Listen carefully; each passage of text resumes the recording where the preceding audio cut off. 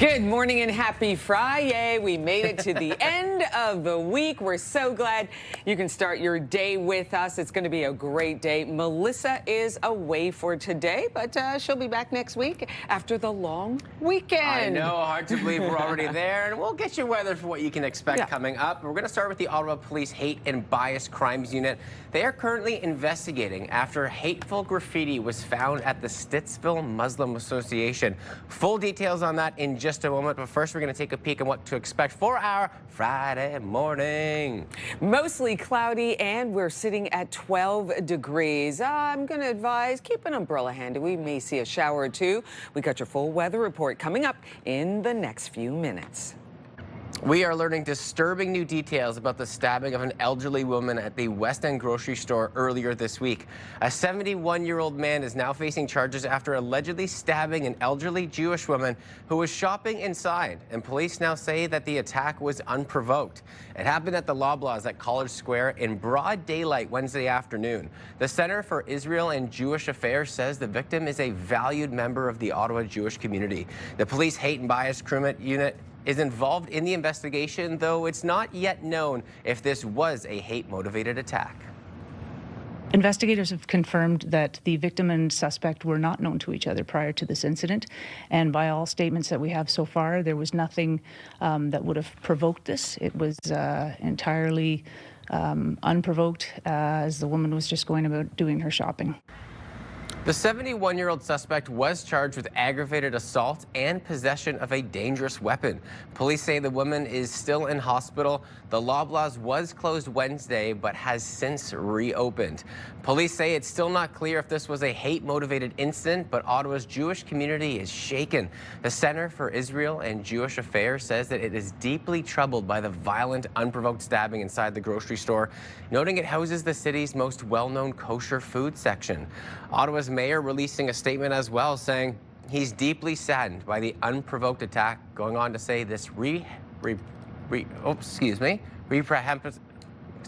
understandably caused significant distress within Ottawa's Jewish community. I have connected with members of the victim's family and leaders in the Jewish to express my support and solidarity on behalf of all Ottawa residents. The Ottawa Police Hate and Bias Crimes Unit is investigating after a hateful graffiti was found at the Stittsville Muslim Association. Security video provided to CTV News shows a suspect walking up to a storage building on the property before spray painting a wall. This happened around 10:35 Tuesday night. The suspect then quickly runs away. An imam at the Stittsville Muslim Association says the graffiti was discovered the next day. We found out about it in the morning when the summer camp for kids, the kids came in and all of them read it. And they were between the ages of 4 all the way to like teens. The imam adds the community is coming together to stand in solidarity after this incident. The councillor for the area, Glenn Gower, says the vandalism has caused a lot of shock and hurt in the community. Downtown shoppers now have another option when it comes to getting some groceries.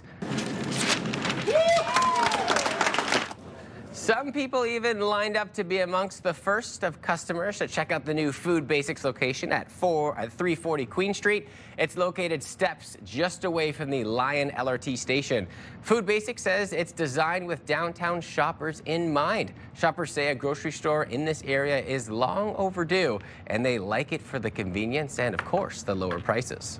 I'm really happy. It's nice and close, so now we have a little bit of competition. It makes it easier to meal plan during the week. I find if there's something like this that's close by. I prefer the prices here, and the fact that I can walk here and walk home, just wheeling my cart with all of my food. It's just great. Food Basics has also announced a $5,000 donation towards the Ottawa Food Bank. The Quebec government is planning to table a bill that would ban prayer in public spaces.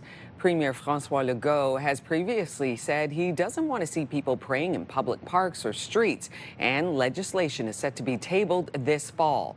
While it's not yet clear how the ban would work, the Premier has not ruled out using the notwithstanding clause, the legal provision allowing governments to override charter rights.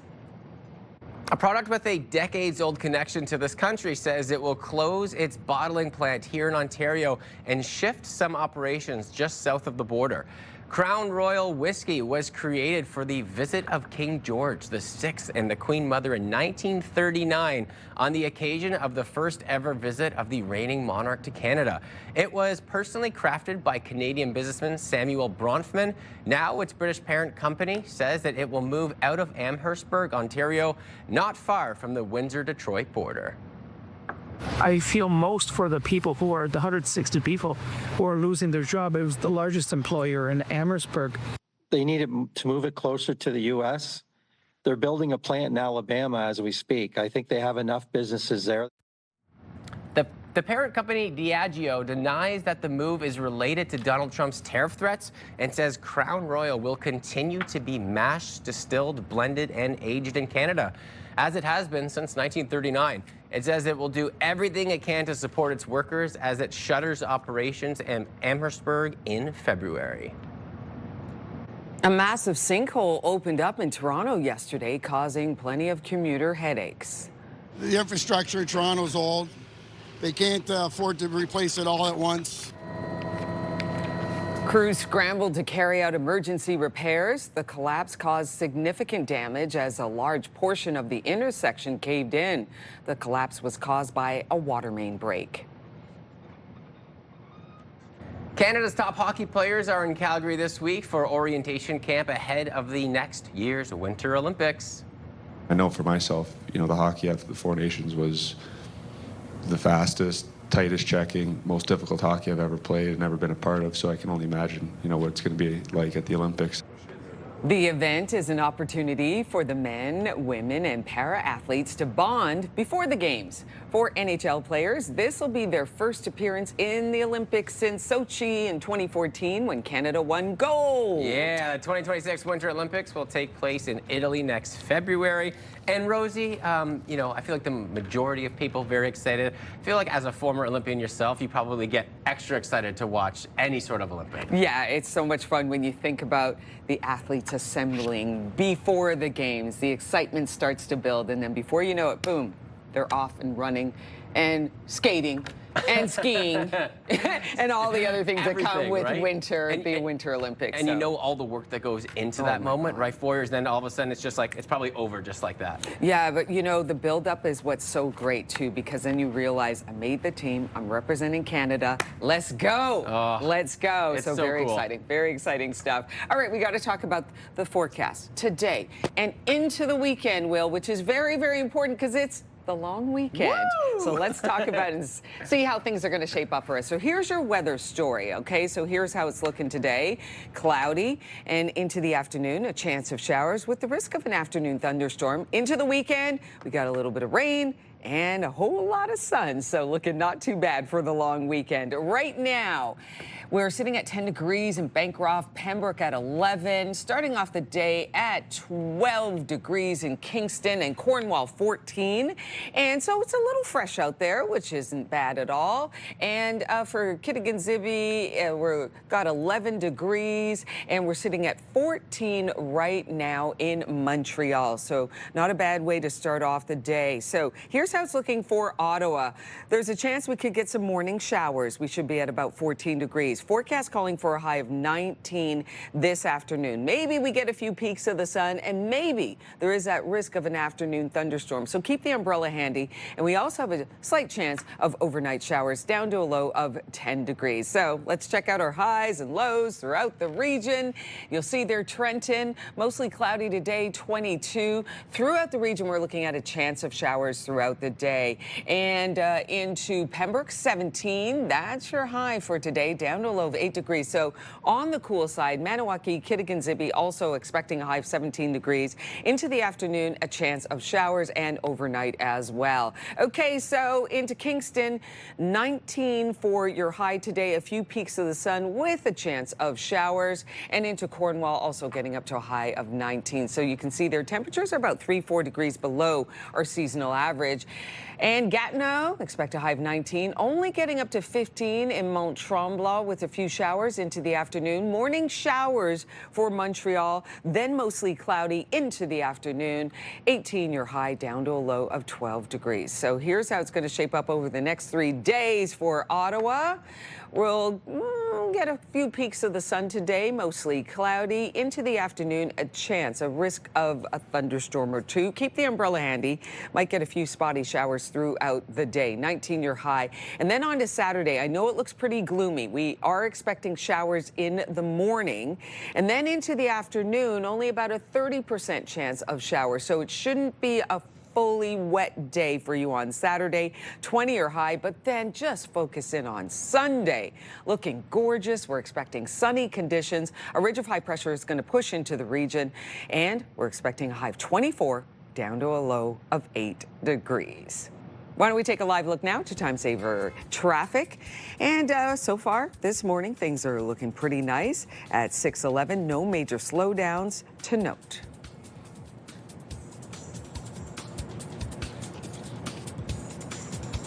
Wait times for patients arriving by ambulance at hospitals in our city were once among the highest in the province, and it forced paramedics to wait in hospitals with them. But now a simple change has dropped those wait times dramatically. CTV's Dylan Dyson reports.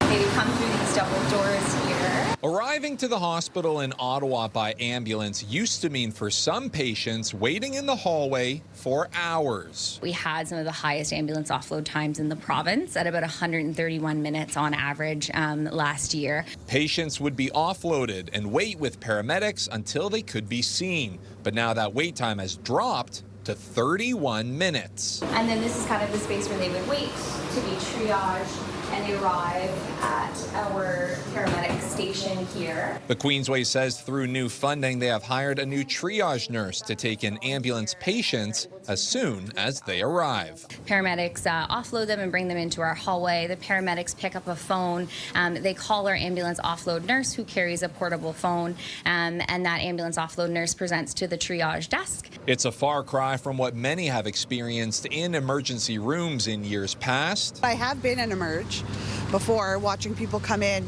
through ambulance, and they're still here 8-10 hours after I've left. With 50 to 60 ambulances coming to the Queensway each day, that meant paramedics waiting in hallways rather than out on the roads. Where we were seeing hundreds of hours a month of level 0, now we're just seeing minutes. And the improvement in offload wait times is a trend Ottawa hospitals are seeing across the board. All the hospitals have improved significantly, and we've seen in our annual report where our number was, I think, over 120 minutes in 2024, and year to date in 2025, that number is now well below 1 hour.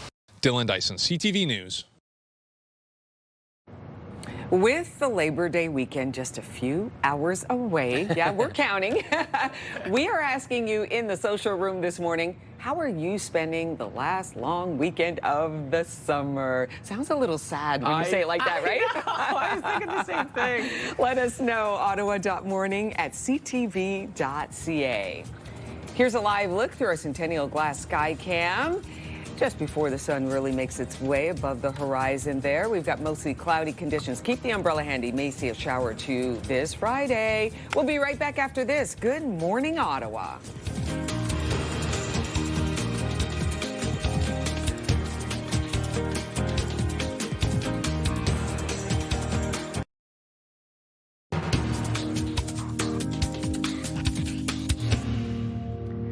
Welcome back, everybody. We want to see your back to school photos. Send us the photos of you or your kids, new or old photos. It doesn't matter if it was way back when or potentially this year as kids head back to school next week. All are welcome, and then we're going to share them throughout the show next week. Get them to us, ottawa.morning@ctv.ca.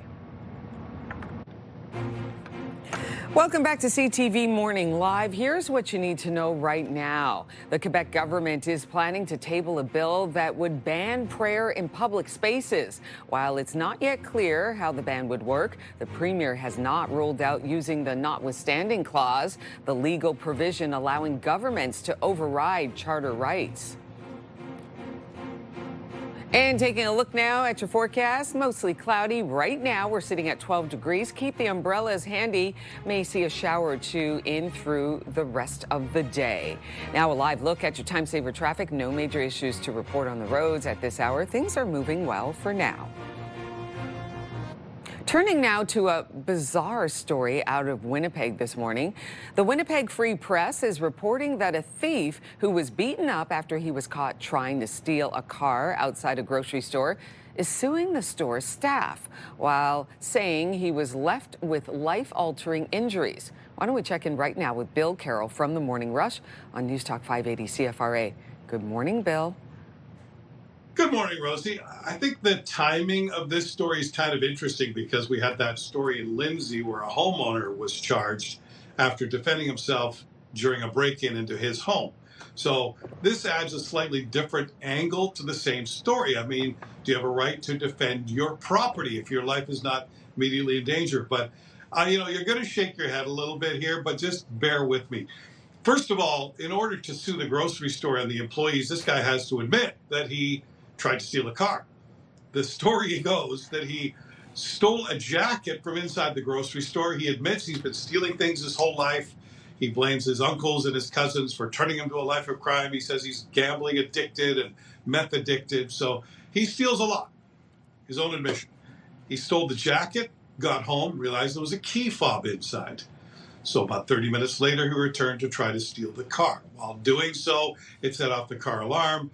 8 or 9 employees of the grocery store came out and pulled him from the car where he claims they beat him beyond the sufficient right to hold him until police arrived. So they beat him, he claims, with weapons, including a hammer, he says. So now he's suing because he sustained, he believes, lifelong injuries, including he suffers from severe anxiety. Are you having trouble being sympathetic to the guy? I know you are. I am as well. But this tells you there is a line, I think. I mean, no matter what you might think about his life and his excuses for his bad behavior, I think we'd probably all agree when we calm down that you can't use a hammer to beat somebody when they're trying to steal your car because your life is not in danger. In fact, you heard the car alarm, you went to him. You're the one who created the confrontation, and you have them overwhelmed in numbers with 8 or 9 people. So would I, if I'm sitting on a jury or I'm the judge, would I give him a lot of money in his lawsuit? Probably not. It's interesting, too, Rosie, that police didn't lay charges against anybody, theft or assault or otherwise. They just kind of left it alone, which is how this became a lawsuit. But it's an interesting conversation about how much right you have to protect yourself. By the way, CTV News managed to get its hands on some court documents in the Lindsay case that showed that the weapon that the intruder is alleged to have carried in Lindsay was a crossbow, which adds to the debate. Someone comes into your house with a deadly weapon like a crossbow. Do you have the right to use a knife to defend yourself? Based on what we know so far, I think a lot of us would say, yeah, I think you do. But in the Winnipeg case, as much as it's just all a little overwhelming and it takes a certain amount of gall to now sue the people after you tried to steal a car, I think that one probably does cross a line. Yeah, and Bill, these two stories, the word that comes to mind is bizarre. One, you're talking about a crossbow, another one, a hammer. It's getting a lot here. Well, I just think it says something about how we feel about our own system in this country where you feel like you have a right. You're not embarrassed that you tried to steal the car.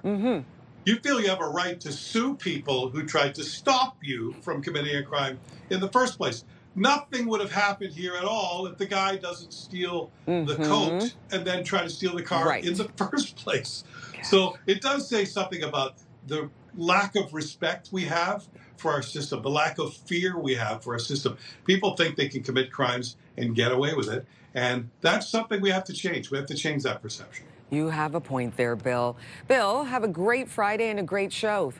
You too. I'll talk to you guys on Tuesday. Have a great long weekend. Okay, thanks. You too. You can listen to The Morning Rush with Bill Carroll on News Talk 580 CFRA weekdays from 6 to 10 a.m.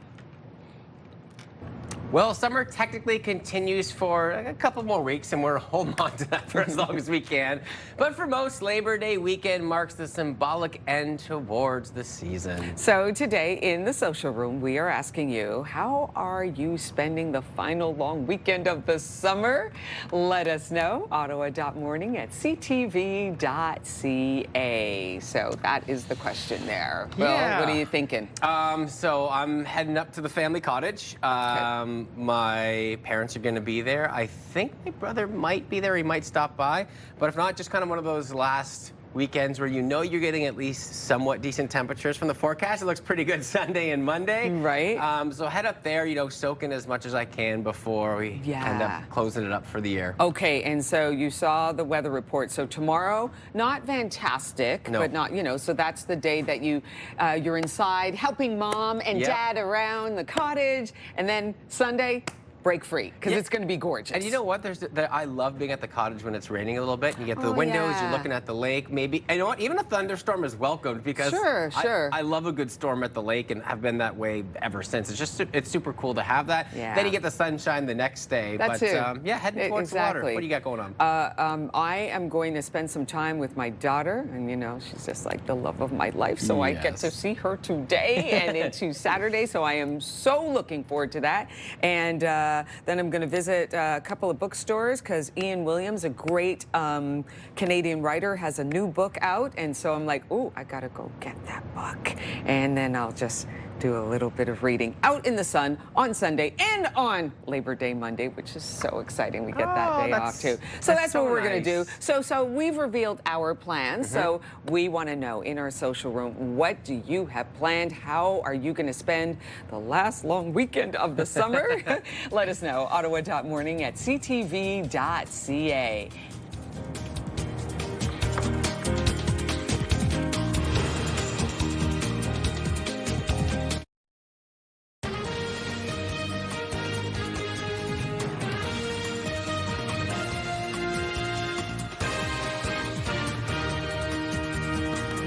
Good morning, everybody, and hey, happy Friday before, or maybe even during your long weekend. If maybe you've decided to take that Friday off for the Tuesday and make it a little bit longer, we're so happy you joined us on the CTV Morning Live edition. It's so nice to be right there on the cusp of the long weekend. Why don't we talk about your wake-up weather, see how things are shaping up. So we've got cloudy conditions, and we're at 12 degrees, so nice and fresh for you out there. We'll get into the full details of your weather forecast, and of course, we'll take a look at your long weekend weather. That's coming up in the next few minutes. Looking forward to that. We are learning disturbing new details about the stabbing of an elderly woman at the West End grocery store earlier this week. A 71-year-old man is now facing charges after allegedly stabbing an elderly Jewish woman who was shopping inside, and police now say that the attack was unprovoked. It happened at the Loblaws at College Square in broad daylight Wednesday afternoon. The Center for Israel and Jewish Affairs says the victim is a valued member of the Ottawa Jewish community. The Police Hate and Bias Crime Unit is involved in the investigation, though it's not yet known if this was a hate-motivated attack. Investigators have confirmed that the victim and suspect were not known to each other prior to this incident, and by all statements that we have so far, there was nothing that would have provoked this. It was entirely unprovoked, as the woman was just going about doing her shopping. The 71-year-old suspect was charged with aggravated assault and possession of a dangerous weapon. Police say the woman is still in hospital. The Loblaws was closed Wednesday, but it has since reopened. And police say it's still not clear if this was a hate-motivated incident, but Ottawa's Jewish community is shaken up. The Center for Israel and Jewish Affairs says it is deeply troubled by the violent, unprovoked stabbing inside the grocery store, noting it houses the city's most well-known kosher food section. Ottawa's mayor releasing a statement saying he's deeply saddened by the unprovoked attack, going on to say this reprehensible violence has understandably caused significant distress within Ottawa's Jewish community. I have connected with members of the victim's family and leaders in the Jewish community to express my support and solidarity on behalf of all Ottawa residents. The Ottawa Police Hate and Bias Crimes Unit is investigating after a hateful graffiti was found at the Stittsville Muslim Association. Security video provided to CTV News shows a suspect walking up to a storage building on the property before spray painting a wall. This happened around 10:35 Tuesday night. The suspect then quickly runs away. An imam at the Stittsville Muslim Association says the graffiti was discovered the next day. We found out about it in the morning when the summer camp for kids, the kids came in and all of them read it. And they were between the ages of 4 all the way to like teens. The imam adds the community is coming together to stand in solidarity after this incident. The councillor for the area, Glenn Gower, says the vandalism has caused a lot of shock and hurt in the community. Downtown shoppers now have another option when it comes to getting some groceries. Some people even lined up to be among the first customers to check out the new Food Basics location at 340 Queen Street. It's located just steps away from the Lion LRT station. Food Basics says it's designed with downtown shoppers in mind. Shoppers say a grocery store in this area is long overdue, and they like it for the convenience and those lower prices. I'm really happy. It's nice and close, so now we have a little bit of competition. It makes it easier to meal plan during the week, I find, if there's something like this that's close by. I prefer the prices here, and the fact that I can walk here and walk home, just wheeling my cart with all of my food. It's just great. Food Basics has also announced a $5,000 donation towards the Ottawa Food Bank. The Quebec government is planning to table a bill that would ban prayer in public spaces.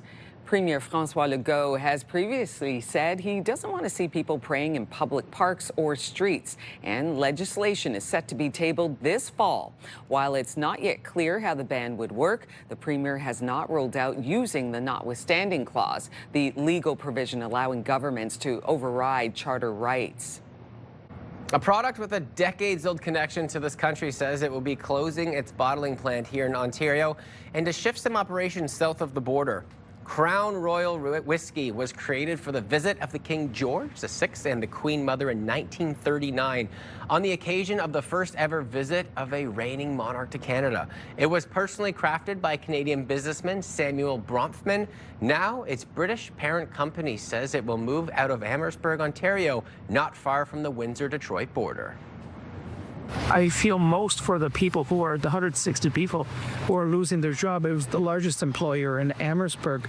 They needed to move it closer to the U.S.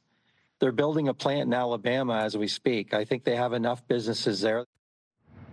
The parent company, Diageo, denies that the move is related to Donald Trump's tariff threats and says Crown Royal will continue to be mashed, distilled, blended, and aged in Canada as it has been since 1939. It says it will do everything it can to support its workers as it shutters operations in Amherstburg in February. The Gatineau Hot Air Balloon Festival continues this weekend, and last night's musical performance brought the party to La Bay Park.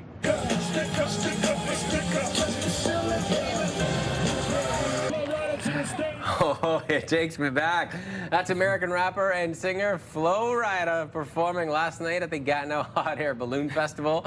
This year's musical lineup also includes Tuck on Friday and Alicia Cara on Sunday. Like, Flo Rida was my high school mix, like pre-hockey, sure, but like house parties. Then when you start going out, I can't not laugh because all those songs are so good.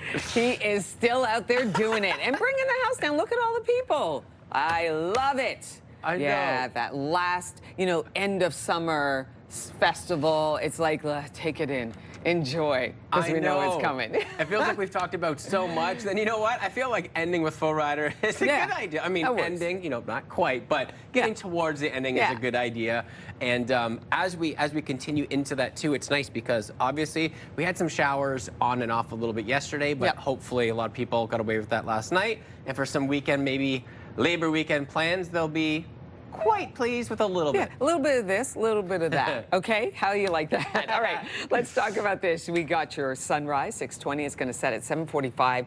UV index low to moderate today. We're going to get a few peaks of the sun. Right now, we've got cloudy conditions into the afternoon, chance of showers, and the risk of a thunderstorm into the afternoon. And for the weekend, a little bit of rain, a little bit of sun. I will elaborate. Okay, so here's a look at your satellite radar. There's just the remnants of that system that came through yesterday, bringing us quite a bit of rain at times into the afternoon hour. So it's just sort of spinning. And what's happening now, we're getting a little bit of showers in through the morning. Might get a sprinkle here or there this morning. And then there is that possibility, that system sort of curling back and bringing with it a few thunderstorms. There is that possibility for the afternoon. You can see there the green just sort of double backing and then possibly bringing us a few showers. And then into Saturday, looking at the possibility of some morning showers, but not all day. And then it'll start to clear up beautifully for Saturday late in the afternoon. And then Sunday, it's going to be gorgeous. So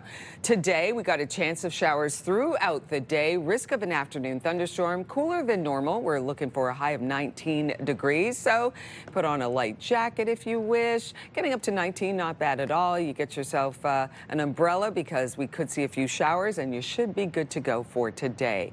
And here's a look at your long range forecast. Saturday, 18 degrees. I know it looks gray and gloomy. Yes, we'll have showers to start off the day. Got a good chance of that. And then into the afternoon, things will start to clear out, and we're looking at a very slight chance of afternoon showers on Saturday. Sunday looking not too bad at all. We got a sun cloud mix, and then look at that Labor Day Monday.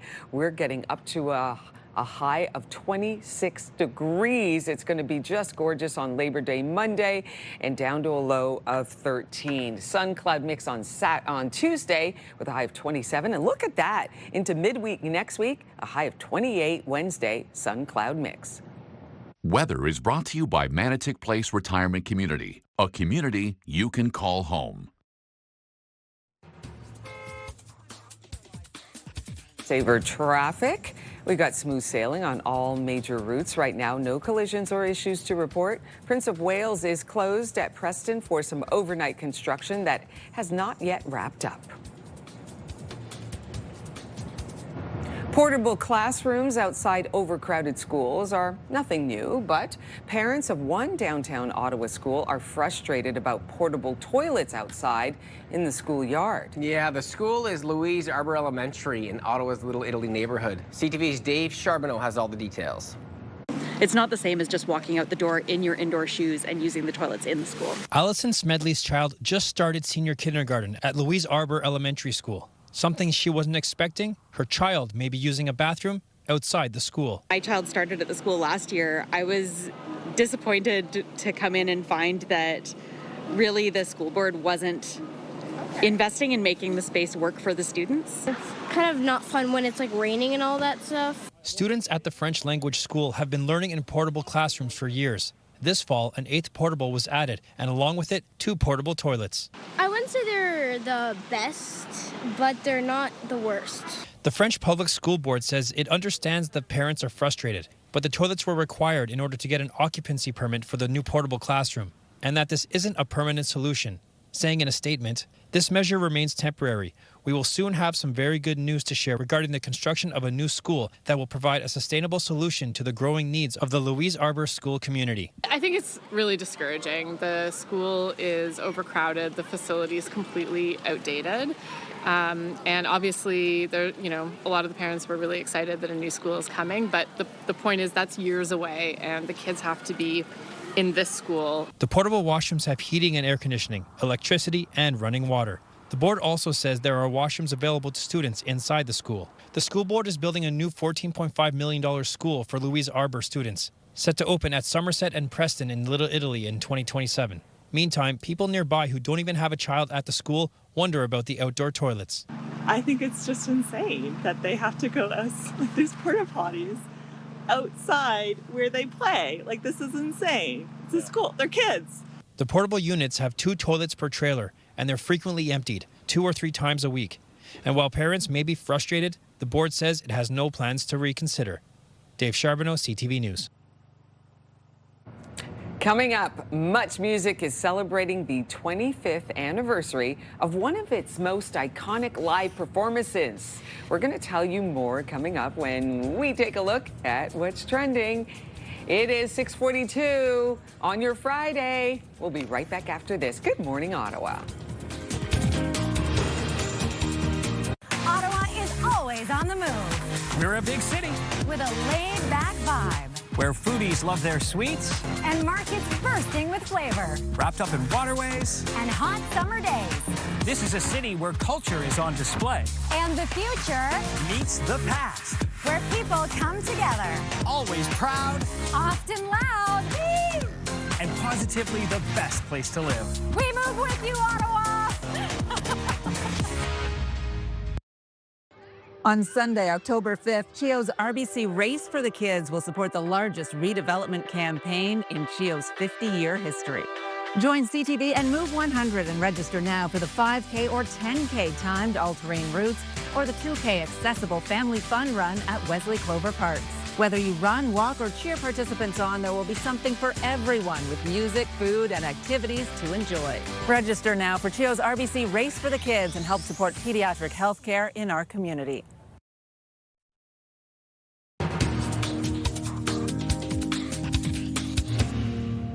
Welcome back on this Friday before the long weekend of CTV Morning Live. Taking a peek outside. Still a little cloudy out there at this time through our Centennial Glass sky cam, but I have a feeling Rosie might provide us with some sunshine as we head into the long weekend.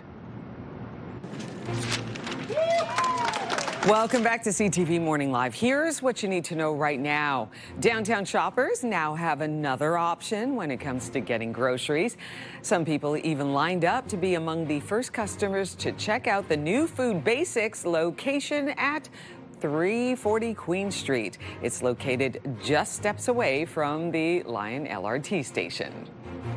And we're taking a look now at your wake-up weather. Mostly cloudy. We're still sitting at 12 degrees. There is a chance of a late morning or afternoon shower, so keep the umbrella handy.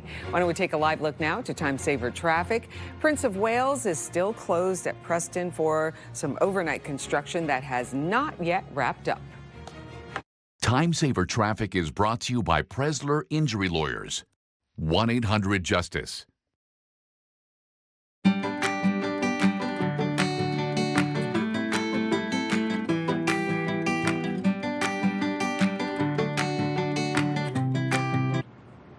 Today in the social room, we asked you to tell us what you are getting up to this weekend as we mark the ceremonial end to summer. This is our last long weekend of the summer. Labor Day just around the corner. So we're getting a little nosy. We want to know what you're doing, and maybe we'll live vicariously through you. Nosy you know? in a good way. Yeah, exactly. Okay, so Elaine says, I am heading out to the country to do some horseback riding.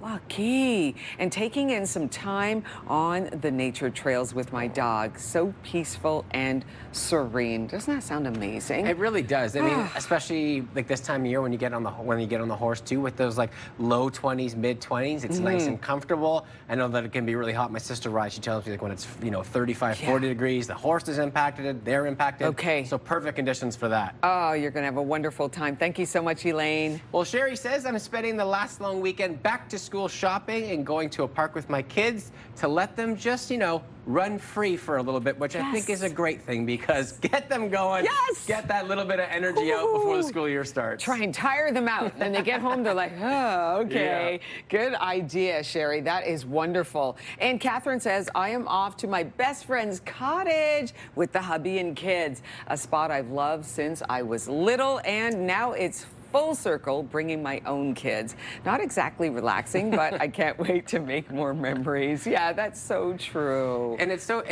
this is what I love about these stories too, because we're going through this with our family, where now, like my brother and my sister has kids, and they're starting to enjoy what we enjoyed as kids. Oh, yeah. And like having like the first, having the first boat rides and stuff like that. It's really great. So it's great that a lot of people are also continuing to do that. Yeah, it's nice to be aware of that too, right? You're looking at the kids, you're going, this is your first time on the family boat. Yeah. Right, yeah. It's very exciting. And then again, there was a nap time in there, so the boat ride was extended a little bit longer.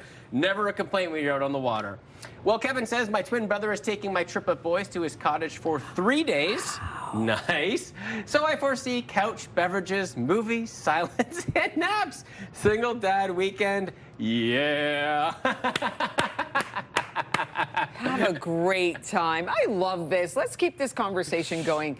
The question in our social room today is, what are your last summer long weekend plans? What are you going to be up to this weekend? We want to know. Ottawa.morning@ctv.ca.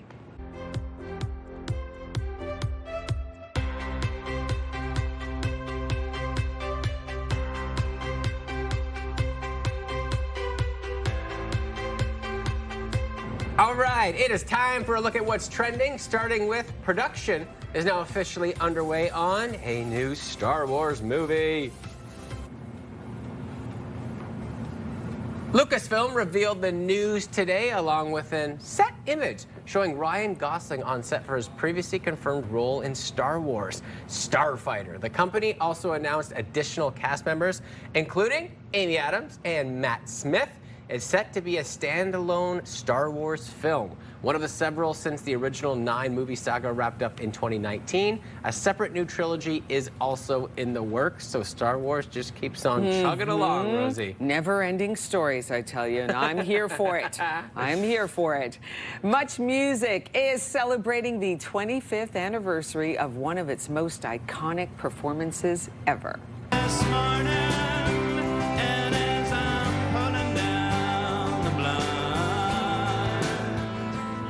Intimate and interactive with the tragically hip. Can't believe this. It took place 25 years ago today at the storied 299 Queen Street Studios in Toronto. The band performed 17 songs and also fielded questions from fans in between. And you can watch it on Much Music's YouTube channel. You know, it's stuff like this that I really miss with Much Music, like when I was downtown Toronto, through the glass, and then everyone was there and asked questions. Like that was prime music time, right? Yeah, and highlighting Canadian talent in that kind of fashion. It's just wonderful. Yeah, you go. 25 years. That is wild to think about. Yes. Time is flying and summer is flying. Oh, you're not kidding. All right, 5 for us. George Clooney and Adam Sandler wowed the crowd on Thursday night in Venice for the premiere of Jay Kelly. The two soaked in an 8.5-minute standing ovation. I think what you do is magic. You know how difficult it is to be yourself? You try it. You make movies. That's what the world wants from you. Is it Jay Kelly? You're never alone. Really? I think I'm always alone. Thanks a lot.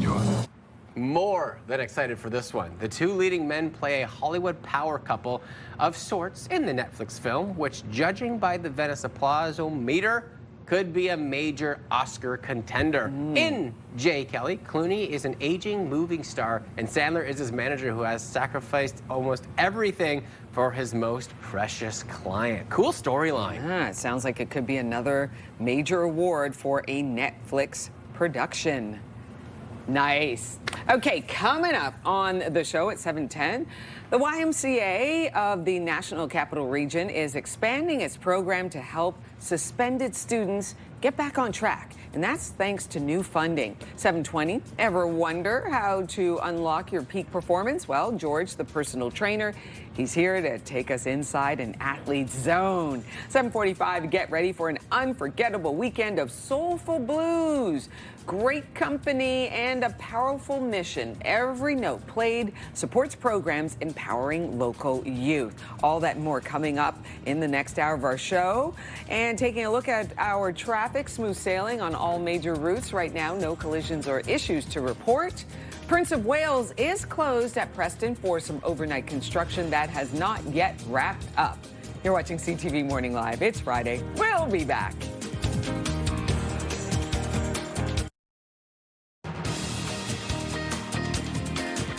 Today, a 71-year-old man is facing charges after allegedly stabbing an elderly Jewish woman who was shopping inside a grocery store at College Square. Police now say the attack was unprovoked. And hateful graffiti found at the Stittsville Muslim Association. The Ottawa Police Hate and Bias Crimes Unit is investigating. Plus, new movies out for the weekend. How was your day? The neighbour's dog shat in the laundry. The kids have got knit together. My left eye's twitching. More champagne for me, please. If you need a shoulder or an inner thigh to lean on. Huh? I'm kidding. Mr. Hollywood drops by with a list of fun flicks for the long weekend. It's Friday, August 29th. You're watching CTV Morning Live.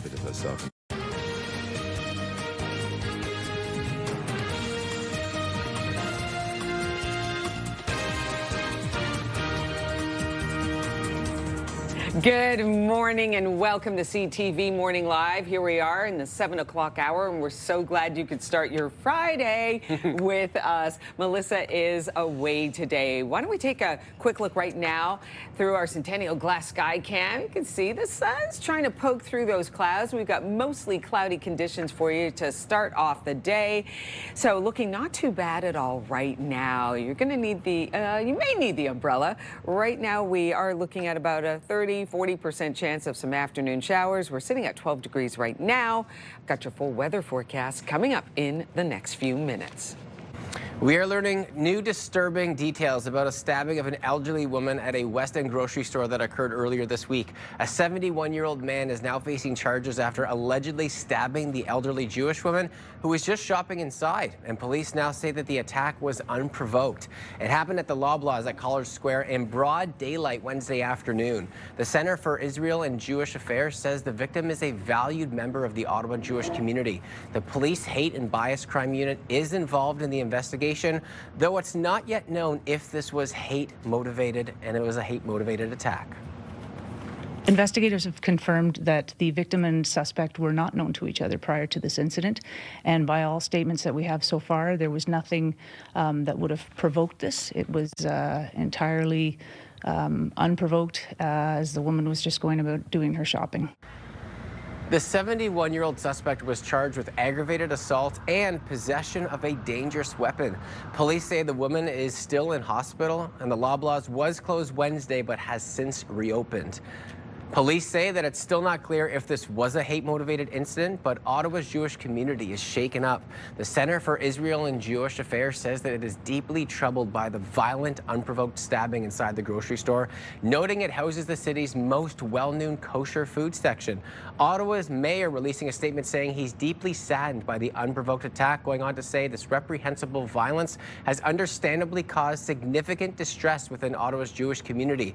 I have connected with members of the victim's family and leaders in the Jewish community to express my support and solidarity on behalf of all Ottawa residents. The Ottawa Police Hate and Bias Crimes Unit is investigating after hateful graffiti was found at the Stittsville Muslim Association. Security video provided to CTV News shows a suspect walking up to a storage building on the property before spray painting a wall. This happened around 10:35 Tuesday night. The suspect then quickly runs away. An imam at the Stittsville Muslim Association says the graffiti was discovered the next day. We found out about it in the morning when the summer camp for kids, the kids came in and all of them read it. And they were between the ages of 4 all the way to like teens. The imam adds the community is coming together to stand in solidarity after this incident. The councillor for the area, Glenn Gower, says the vandalism has caused a lot of shock and hurt in the community. Downtown shoppers now have another option when it comes to getting some groceries. Some people even lined up to be among the first customers to check out the new Food Basics location at 340 Queen Street. It's located just steps away from the Lion LRT station. Food Basics says it's designed with downtown shoppers in mind, and shoppers say a grocery store in this area is long overdue, and they like it for the convenience and those lower prices. I'm really happy. It's nice and close, so now we have a little bit of competition. It makes it easier to meal plan during the week, I find, if there's something like this that's close by. I prefer the prices here, and the fact that I can walk here and walk home, just wheeling my cart with all of my food. It's just great. Food Basics has also announced a $5,000 donation towards the Ottawa Food Bank. The Quebec government is planning to table a bill that would ban prayer in public spaces. Premier François Legault has previously said he does not want to see people praying in public parks or streets, and legislation is set to be tabled this fall. While it's not yet clear how the ban would work, the premier has not ruled out using the notwithstanding clause, the legal provision allowing governments to override charter rights. A product with a decades-old connection towards this country says it will close its bottling plant here in Ontario and shift some operations south of the border. Crown Royal whiskey was created for the visit of King George VI and the Queen Mother in 1939 on the occasion of the first ever visit of the reigning monarch to Canada. It was personally crafted by Canadian businessman Samuel Bronfman. Now its British parent company says it will move out of Amherstburg, Ontario, not far from the Windsor-Detroit border. I feel most for the people who are the 160 people who are losing their job. It was the largest employer in Amherstburg. They need to move it closer to the U.S. They're building a plant in Alabama as we speak. I think they have enough businesses there. The parent company, Diageo, denies that the move is related to Donald Trump's tariff threats and says Crown Royal will continue to be mashed, distilled, blended, and aged in Canada as it has been since 1939. It says it will do everything it can to support its workers as it shutters operations in Amherstburg in February. A massive sinkhole opened up in Toronto yesterday, causing plenty of commuter headaches. The infrastructure in Toronto is old. They can't afford to replace it all at once. Crews scrambled to carry out emergency repairs. The collapse caused significant damage as a large portion of the intersection caved in. The collapse was caused by a water main break. It is time now to talk about your forecast, but before we get to that, we got to take a look at our weather picture for your Friday. The weather picture is brought to you by Box Me Up. Moving, staging, renovating, Box Me Up. Visit boxmeup.ca to book your mobile storage container today. Hey, Lynn, look at that gorgeous sunset. Lynn writes, this is a shot of the sunset over Otter Lake, and it is just beautiful. Were you on like a canoe or at the dock? I'm wondering, Lynn, this is kind of like sets me in that very relaxed state of mind. Just beautiful. We want to hear from you. Why don't you send us a weather picture and you can see it right here on the show. Email us, weathershots@ctv.ca. Once again, that's weathershots@ctv.ca. All right, let's check out your forecast. Here's your weather story. Mostly cloudy this morning into the afternoon. We got a chance of showers this morning into the afternoon and the risk of an afternoon thunderstorm. And this weekend, a little rain and a whole lot of sun. Okay, let's get into it. So our satellite radar is showing how we could get a little bit of showers here and there. There's that system last night that brought us plenty of showers. Now you can see the bulk of it now is moving off out of Montreal. Montreal's got some early morning showers, then it's going to clear out. But that system could just double back and bring us a few more showers into this afternoon. We're watching it. We're going to see how it develops. Right now, we're calling for about a 30% chance of late morning, early afternoon showers, about a 40% chance we could see the thunderstorm roll through the region into later on today. 19 our high. Regional, well, our forecast high for this time of year is about 24 degrees, so we'll be off by about 5 degrees, so a little on the cool side, so a little jacket couldn't hurt. Here's a look at your regional forecast, highs and lows. You can see there, temperatures on the cool side, no doubt about it there. Into Bancroft, Pembroke, 17, your high. Maniwaki, Kitigan, Zibi, only getting up to 17, then down to 9 degrees. Throughout the region there, you can expect a few showers. There's a good chance we'll get a few showers in throughout the day. Chance of showers into Kingston, 19 your high, getting up to 19 as well in Cornwall. Chance of afternoon showers and into the overnight hours. 19 your high into Gatineau. Mont Tremblant only getting up to 15 degrees, and we're looking at a good chance you're going to get some showers late morning into the afternoon. Into Montreal, morning showers clearing, giving way to a little bit of sunshine, but mostly cloudy into the afternoon. 18 your high. The 7-day forecast is brought to you by Davidson Hearing Aid Center, celebrating over 80 years in family business. Here's how it's looking for your long weekend. Saturday, we've got morning showers. Into the afternoon, we're looking at about a 30% chance of showers. So we're anticipating things starting to gradually clear up for your Saturday late in the day. 20 degrees your high. Sunday, a few clouds there, but looking just gorgeous, 24. And look at that, Labor Day Monday. We'll get up to 26 degrees and we can expect sunny conditions. And then looking into next week, looking not bad and temperatures on the rise there. Tuesday, a mix of sun and cloud, and we're getting up to a high of 27 degrees. Ooh, no complaints for that Sunday and Monday. Some sunshine for a long weekend. Time now for a live check on your time saver traffic. And of course, at this time, starting to build out there. Prince of Wales is closed at Preston for some overnight construction. Rainfall still maybe a little bit on and off throughout the morning commute. So continue to take extra caution out on the roads as they still might be a little bit slippery. But as you can see there, the sunshine is trying to fight through those clouds to give us a little sun on this Friday before our last summer long weekend. Get out and enjoy it. We'll have more details on that, of course, coming up a little bit later on. But for now, we'll send things back over to Rosie. Thank you so much, Will. The YMCA of the National Capital Region is expanding its Back on Track high school suspension program thanks to $2 million in funding from Scotiabank to help more students at risk of or serving suspensions get back on track and stay in school. Joining me now this morning is Sebastian Martin. He is the Senior Director, Employment and Newcomer Services, YMCA National Capital Region. Whew. Good morning, Sebastian. Good morning, it's so great to meet you. Likewise. Thank you for having me. It's really nice to hear that the YMCA has been infused with this funding, $2 million from Scotiabank to help these kids, these students. Talk about these students here who are suspended or kind of on the margins. Talk about them. Well, thank you, Rosie. But first and foremost, it is an honor and privilege to be here and have an opportunity to talk about Back on Track. Yeah. And these programs, like Back on Track, won't be made possible without our trusted partners in the community. And thanks to Scotiabank, through the Scotia Rise Investment Fund, they decided to renew funding for so another good. $2 million for 2 years. Okay. What does that mean? That's 20,000 students nationwide that can access this program. Okay. And locally, a third location in the West End, which will be an additional 160 students. This is great news. This is really something. Why is that funding needed for this particular set of students? Why is it so important? It's important. I mean, nowadays our students, life is relentless. And they go through so many different challenges.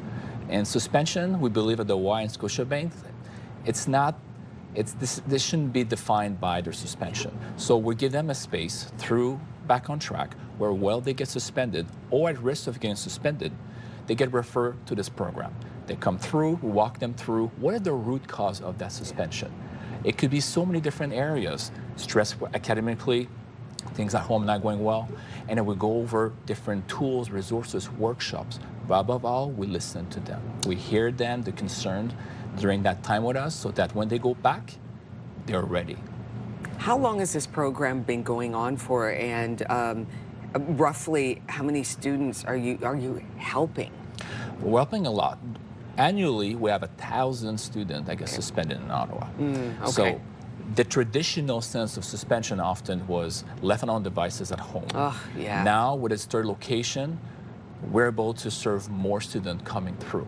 We're able to really tap into the school system, making sure that they are enjoying and see a path, and then someone can believe in them. Because at the end of the day, not every youth that comes through our doors have the same starting line. Okay, so when they're suspended, because I can't even, I was never suspended. My daughter wasn't suspended. And so I know I'm not trying to make it out like we're perfect here, but so I don't really know about that process. And are they just, boom, you're just sent home? That's it? Well, with this program, they will be referred to the YMCA. Exactly, instead of just going home. Correct. Because a lot of times you've got parents who are working, you're suspended, you just sit at home, go on your phone. Games. That's crazy. So they come to the program, and we have curated workshops, tool resources. Yes. But above all, we're making sure that they are catch up with their school work. Yes. We don't want them to go back to school and I miss a week of school and they're behind, they feel stressed. It's the opposite. We're going to walk them through. We're in constant communication. And when the stars align between the school board, the parents, the teachers, and the funding, like Scotiabank to the Scotia Rise, a program like Back on Track can make an impact in our community. How can people find out more about Back on Track and what the YMCA is doing across the country and particularly here in Ottawa? What can they do about it? Well, the first thing I think we need to know is that the impact that the program has is long-lasting. Many students that comes through wants to stay. They're like, are we done? Is it the third or fourth day? And we're like, we love you. We don't want you to get suspended again to come back here. But the point is, 85% of the students that goes through this program see a positive behavior. We want to see a change in the negative behavior so that they are successful citizens after that. Helping students get back on track. You got the it. YMCA. Sebastian, thank you so much. This is such a wonderful program. I'm really glad that you stopped by to let us know more about it. Thank you for having me. Appreciate it. Thank you so much. Rosie. Thank you. All right, cheers. Coming up. Ever wonder how to unlock your peak performance? George, the personal trainer, is here to take us inside an athlete's zone. Some people doing some push-ups. Oh, there's our supervising producer, Derek, doing some push-ups. Oh, do I see the technique? Looking pretty good. There they are live in the Lazy Boy Lounge. They're looking pretty good there. They're coming up after the break. Stay with us. You're watching CTV Morning Live.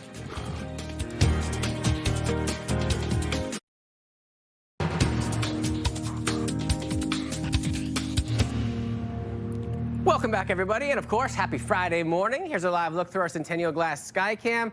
At this current time, the sun's shining, doing what it can to poke through those clouds. Still a chance we could see some showers throughout the day. Not as warm as we'd like it, but don't worry, there's some sunshine on both Sunday and Monday.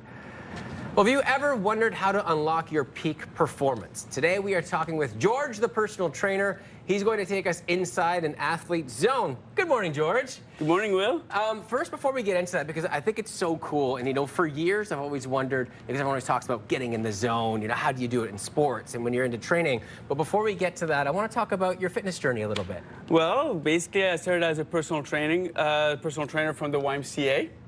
And they actually talked about the triangle, which is body, mind, and soul.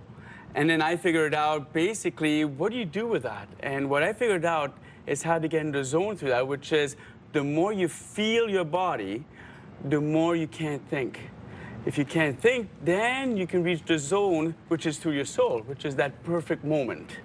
And so instead of doing the performance, for example, of push-ups, let's feel each one for what it is. So if you train by feeling your exercises instead of performing them, then you're actually training yourself to become more mindful, which gives you a better chance to actually have the zone come. I love that too. And just has things changed throughout your career from the journey from when you began to maybe thinking about this to this point? Now you've got experience and you've had so many years under your belt of how to get into that zone? Yeah, so basically I did start with personal training, then I got my Reiki Masters, then I got trained at the Zen Monastery on mindfulness, which is Zen practice in front of the wall, eyes open.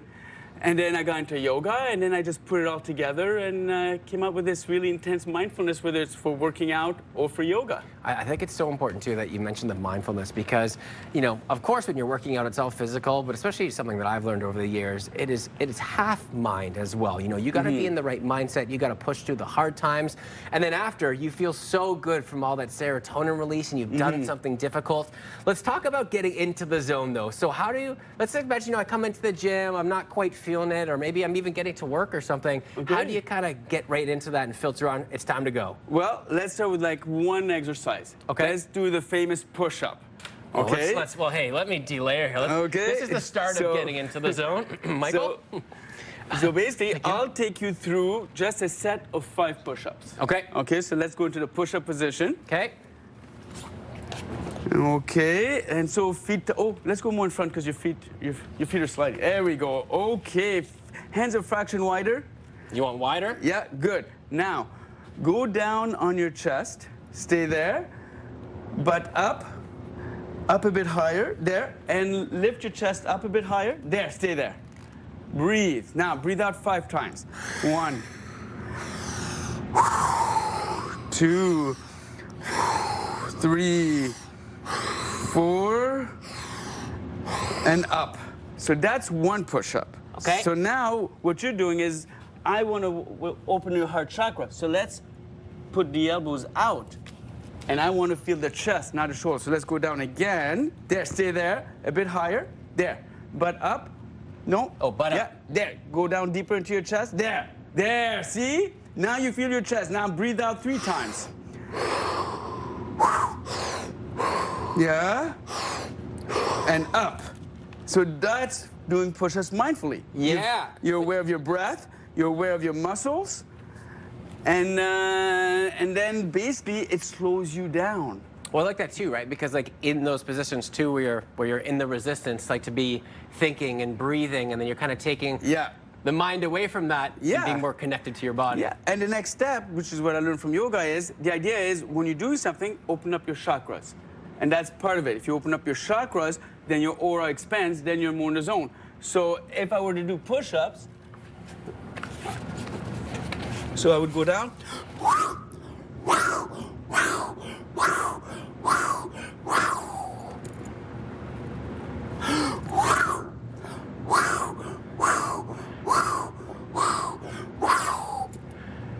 And George showing us how it's done. Well, I think it's so great too, because right, like you can feel the difference when you're doing that and breathing and actually thinking about what you're doing. If anyone else is looking for more information or maybe wants to book something with you, where would they find you, my friend? On Facebook, George Saba. All right. Well, we're gonna do some push-ups here to a break. What do you think? Okay. We'll go down from a million. You don't want to do a squat? What? Well, we gotta get the push-up squat and then we gotta get outside. Okay, here we go. My pants might rip in these. All right, so we'll go down. We're gonna take a look outside at this time.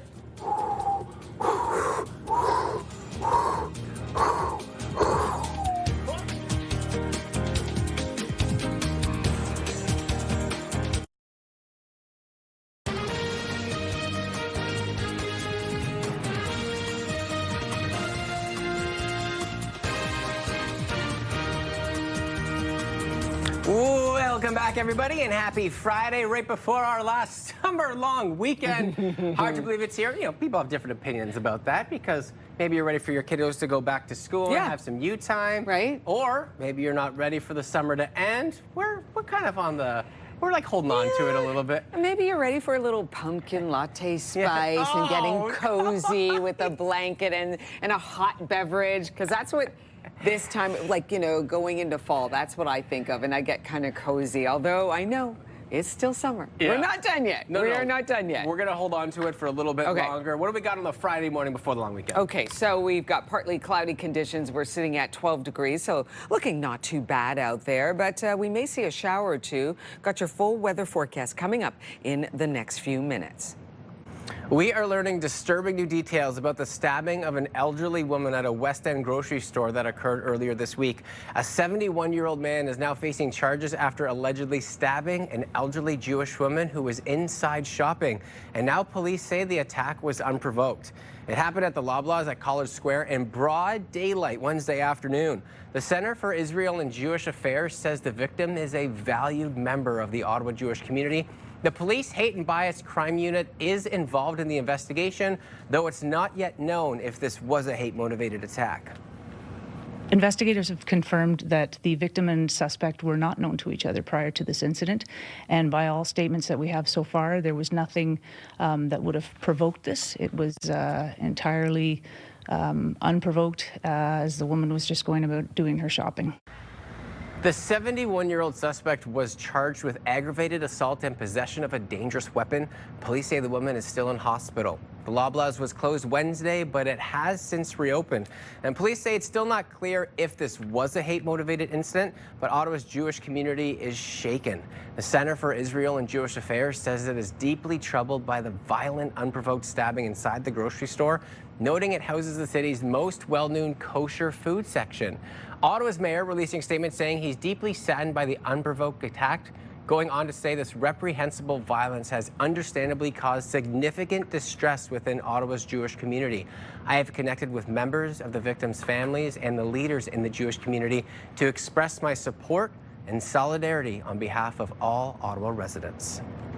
The Ottawa Police Hate and Crimes Bias Unit is investigating after hateful graffiti was found at the Stittsville Muslim Association. Security video provided to CTV News shows a suspect walking up to a storage building on the property before spray painting a wall. This happened around 10:35 Tuesday night. The suspect then quickly runs away. An imam at the Stittsville Muslim Association says the graffiti was discovered the next day. We found out about it in the morning when the summer camp for kids, the kids came in and all of them read it. And they were between the ages of 4 all the way to like teens. The imam adds the community is coming together to stand in solidarity after this incident. The councillor for the area, Glenn Gower, says the vandalism has caused a lot of shock and hurt in the community. Downtown shoppers now have another option when it comes to getting some groceries. Some people even lined up to be among the first customers to check out the new Food Basics located at 340 Queen Street. The location just steps away from the Lion LRT station. Food Basics says it's designed with downtown shoppers in mind. Shoppers say a grocery store in this area is long overdue, and they like it for the convenience and lower prices. I'm really happy. It's nice and close, so now we have a little bit of competition. Makes it easier to meal plan during the week, I find, if there's something like this that's close by. I prefer the prices here, and the fact that I can walk here and walk home, just wheeling my cart with all of my food, it's just great. Food Basics has also announced a $5,000 donation towards the Ottawa Food Bank. The Quebec government is planning to table a bill that would ban prayer in public spaces. Premier François Legault has previously said he does not want to see people praying in public parks or streets, and legislation is set to be tabled this fall.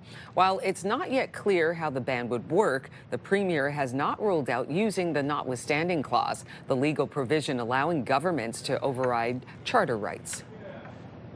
A product with a decades-old connection to this country says it will close its bottling plant here in Ontario and shift some operations south of the border.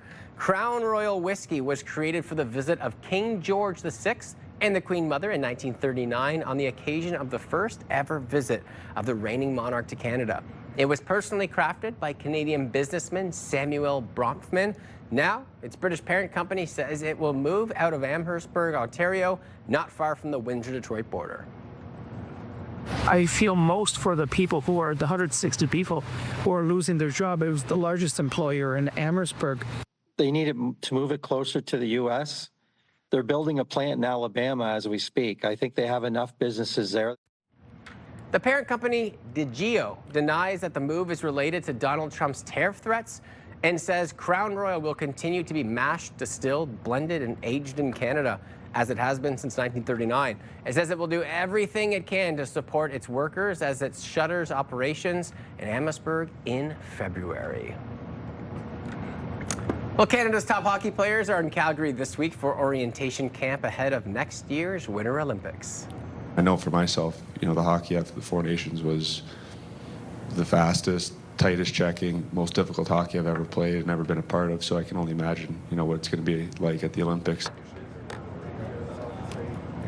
The event is an opportunity for men, women, and para-athletes to bond before the games.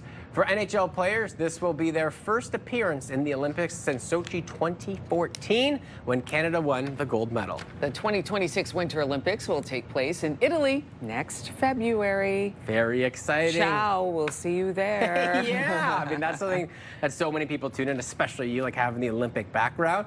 And it's so exciting because they work so hard, and I've got friends that are training for the Winter Olympics and have been, not even just 4 years, 8 years, their whole life. And it's so great to be like, it's time. It's so exciting. Very, very exciting stuff there. All right, we got to talk about your forecast, and we're taking a look at the long weekend weather, which is very important indeed. So why don't we take a look first off your weather story. So we've got mostly cloudy conditions for today into the afternoon. We're looking at a chance of showers and the risk of an afternoon thunderstorm. So just be aware of that. And then we got a little bit of rain and a whole lot of sun for the long weekend. So what to wear, there. Life jacket this morning. Temperatures are going to be below seasonal. We're expecting a high of 19. Don't forget the umbrella because we do have a chance of showers throughout the day. We're sitting at oh, wow, we've got 10 degrees in Bancroft and 11 in Pembroke, so nice and fresh out there for you. Cornwall starting off the day at 13, 12 in Kingston, we're 12 in Maniwaki, in Montreal, 14 degrees as those early morning showers start to taper off, and then we'll have mostly cloudy conditions. We're looking at the chance of some showers today. You can see the green there filling in, and then on Saturday, looking at a good chance we're going to get some morning showers. Then into the afternoon, only about a 30% chance of showers, and look at how things clear out for Sunday and Labor Day Monday. It's going to be glorious. Here's a look at the next 12 hours. Mostly cloudy this afternoon. We're going to get up to a high of 19, and yes, chance of showers pretty much throughout the day and a risk of an afternoon thunderstorm. So over the next 3 days, yes, we've got showers possible tonight, and then into Saturday, we've got some showers in the morning and then tapering off in the afternoon. 20 degrees a high on Saturday. Look at Sunday. It's going to be gorgeous. 24 sunny conditions. So if you're going like, do I go to the patio on Saturday or Sunday? Go for Sunday. It's going to be nice and sunny and dry for you. And then you can head to the patio, especially if you got the day off on Monday, Labor Day. It's going to be beautiful. 26, sunny sky, down to a low 13 degrees. And then as we move into next week and move into September, sun cloud mix on Tuesday, and it starts to get really warm. Look at Wednesday, sun cloud mix and a high of 28 degrees. Time now for a check on your time saver traffic. No major issues on the roads. It's an easy drive ahead of you so far this morning. Time Saver Traffic is brought to you by Presler Injury Lawyers. 1-800-JUSTICE. It is birthday time on this Friday, August 29th. And we have to say happy 3rd birthday to Morgan. Love from Mommy, Daddy, Big Brother Mason, and Big Sister Madison. We also have a happy 1st birthday to Lachlan. We all love you from Mommy, Daddy, and the rest of the family. What a great way. I'm happy we could be a part of that 1st birthday. There you go. So special. Happy 4th birthday to Scotty. Love from Mommy, Daddy, Nona, Pop-Pop, Mimi, Pa, Uncle, Puppy, and Mr. Bauer, who say they are so excited to celebrate with you this weekend and see you attend your first day of kindergarten this week, too. No shortage of birthdays from that family. We also got some Saturday birthdays to celebrate now. We'll kick it off with a happy, oh, come on, another happy 1st birthday to Brooke. Love Mommy, Daddy, Big Sister Mackenzie, and the rest of your family who hope you have the best day, and we do too. Happy 8th birthday to Myra. Wishing you a spectacular day. Lots of love from Mom, Dad, Kai, and Mika. Yeah, oh, come on. Another one. Happy 1st birthday to Edwin. Love Mommy, Daddy, Nanny, Papa, Uncle Jean-Luc, and your puppy pals Lola and Lucky, who say it's been the best year ever with you in it.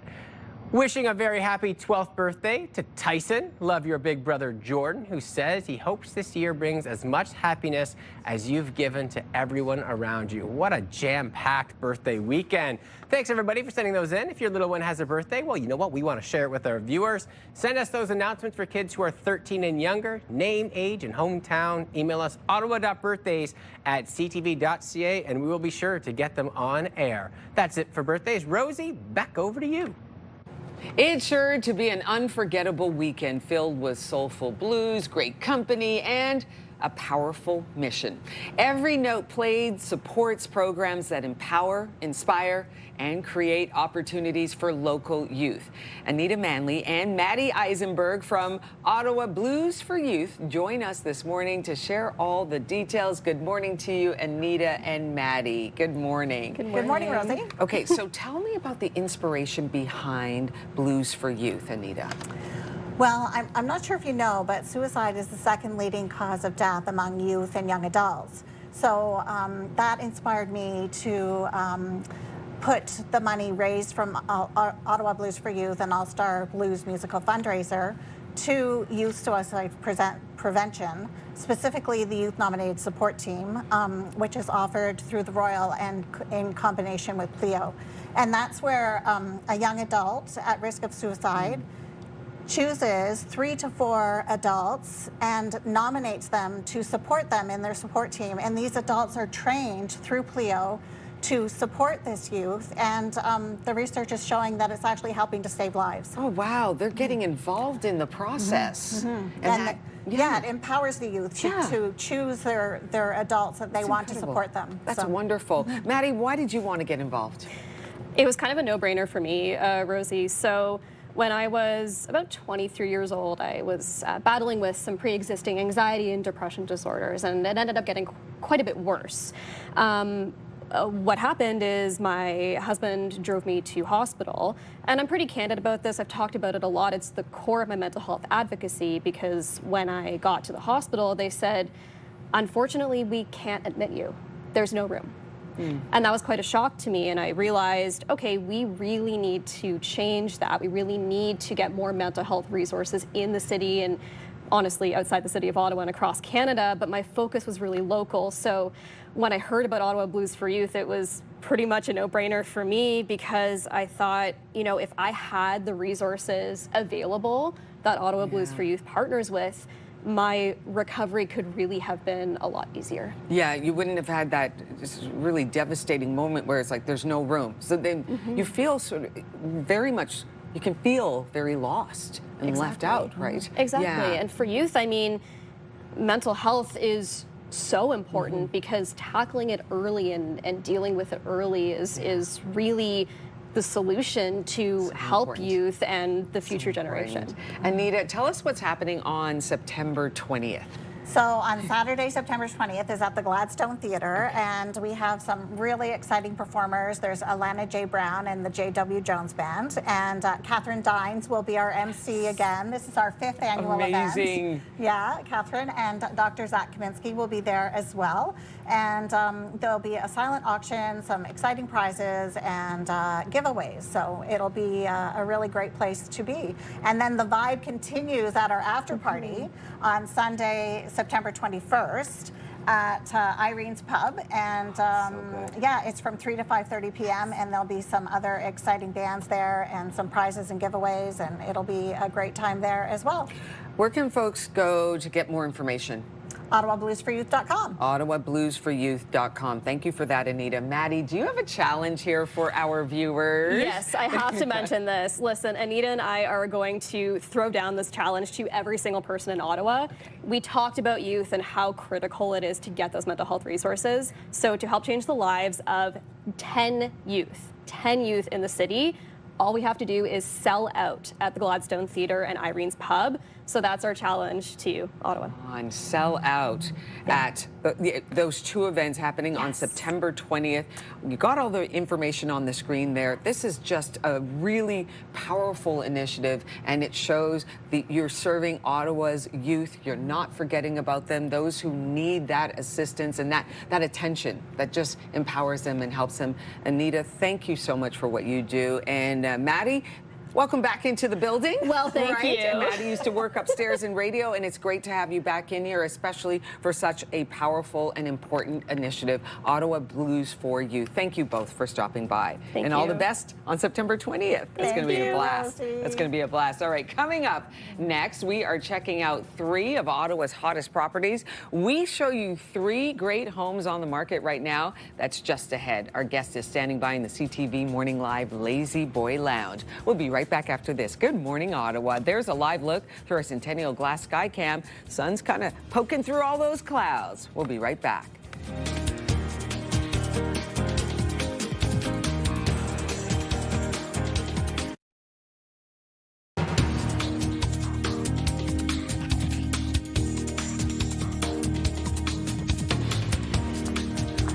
Welcome back to the show, everybody. We want to see your back-to-school photos. Send us your photos of you or your kids. They can be new. They can be old photos. All are welcome, and we're going to share them on the show next week. How you get them to us, email us ottawa.morning@ctv.ca. Welcome back to CTV Morning Live. Here's what you need to know right now.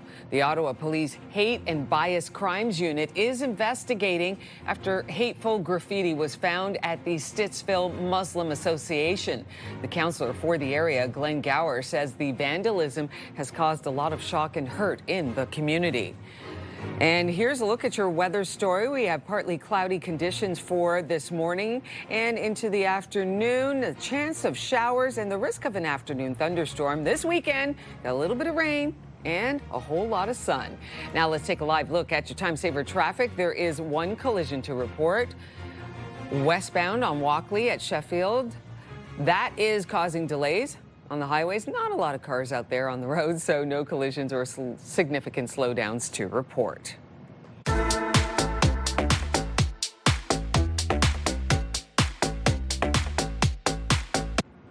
All right, on this Friday, it's time to check out some of Ottawa's hottest properties. Steve Walsh is here from the Walker Group. Check out 3 great homes that are on the market right now. Happy Friday, Steve. Good morning, Will. Thanks for having me on. Of course, this is so wonderful, and I always love on a Friday to be able to check out these hot properties. Yeah. And you've got 3 wonderful ones for us this morning. Let's start with the first one on Robinwood. Yeah, 1866 Robinwood. This is in Chapel Hill, a nice family-friendly community in the east end of Ottawa. 974,900. It's a 4-bedroom, 3-bathroom home. Amazingly, meticulously maintained, hardwood flooring throughout, updated kitchen. A lot of natural sunlight flows through this house. Perfect floor plan upstairs for the growing family. You had that nice skylight you saw there, which adds brightness. 4-bedroom, 3-bathroom, finished basement, and then go to the peaceful, serene backyard, nice deck, really mature trees, a real nice spot for you to enjoy Sunday night barbecues and this Labor Day weekend. Yeah, and I mean, look at the privacy in the backyard too, right? It's really hard to get that, but you can see amongst, you can spend time back there, maybe getting ready for football Sunday, you know, look on the CHEO as it gets going. That's it. A great home. All right, this beautiful home that caught my attention right away. This is house number 2 on the Yeah, this is just out close to Mooney's Bay. This is 241 Madu. This is a custom-built, over 3,600 square feet, stone stucco exterior. Again, bright, spacious, chef's kitchen, fireplace. Really great floor plan, separate living room, dining room, main floor office den. You go upstairs, you have 4 bedrooms upstairs, a large primary bedroom, huge, is at the back of the house, ensuite, double sink, shower. Then there's 2 secondary rooms that adjoin with a Jack and Jill bathroom. Just a really, really great family floor plan. Going in the basement's finished. There's a 5th bedroom in the basement. There's your top floor laundry. 5th bedroom in the basement with bathroom, nice little fireplace. But here's the showstoppers, the backyard is a over $300,000. It's a gunite pool, salt water, really, really, really nice home. My goodness, I mean, right from the get-go, from the outside you see it, and then you look at the interior, and I love the staircase that goes all the way through the house too. It's amazing. Gives it that like nice kind of unique feel. What a beautiful home. All right, finally, Steve, for us today, we are finishing it off on Harrowsmith Way. Yeah, this is a beauty that just came on the market. This is in the family-friendly community of Fallingbrook in Orleans. It's $825,000. These owners have really taken care of this home. It's a beautiful floor plan, hardwood flooring throughout. You got a nice kitchen, kitchen nook there, separate dining room, fireplace. Upstairs, again, the family floor plan with 4 bedrooms, nice updated ensuite, family bath, great sized rooms. Lower level is finished too. Great spot for workout area or for kids to play. The beauty part about this home is the backyard. It's a gardener's dream. I mean, look at the, it's flush. Yeah. And it's ready for the next owner. These owners, it's so clean and meticulous in this house. I really like it. And especially nowadays, right? When you get into a home where it's like that work is already done and you can just tinker with it instead of having to redo a bunch of stuff. Like, how big is that right now? Yeah, no, it's, people love it. Yeah. Oh, so great. Steve, if people are looking to maybe get a little bit more information on these 3 homes or something else that you guys are doing at the Walker Group, where should they head to? Right to our website, right, walkerottawa.com. Well, we really appreciate your time, and hey, have a lovely long weekend, my friend. Thanks. Take care, Will. We're going to take a peek outside. What we are looking at is a collision on the westbound 417 approaching Walkley. That is causing some delays there, so just be cautious if you're heading that way. It's going to take a little bit longer to get to your destination on this Friday morning. Stay with us, though. We have much more to come on CTV Morning Live. Just cruising up to the 8 o'clock hour right before the last long weekend of summer.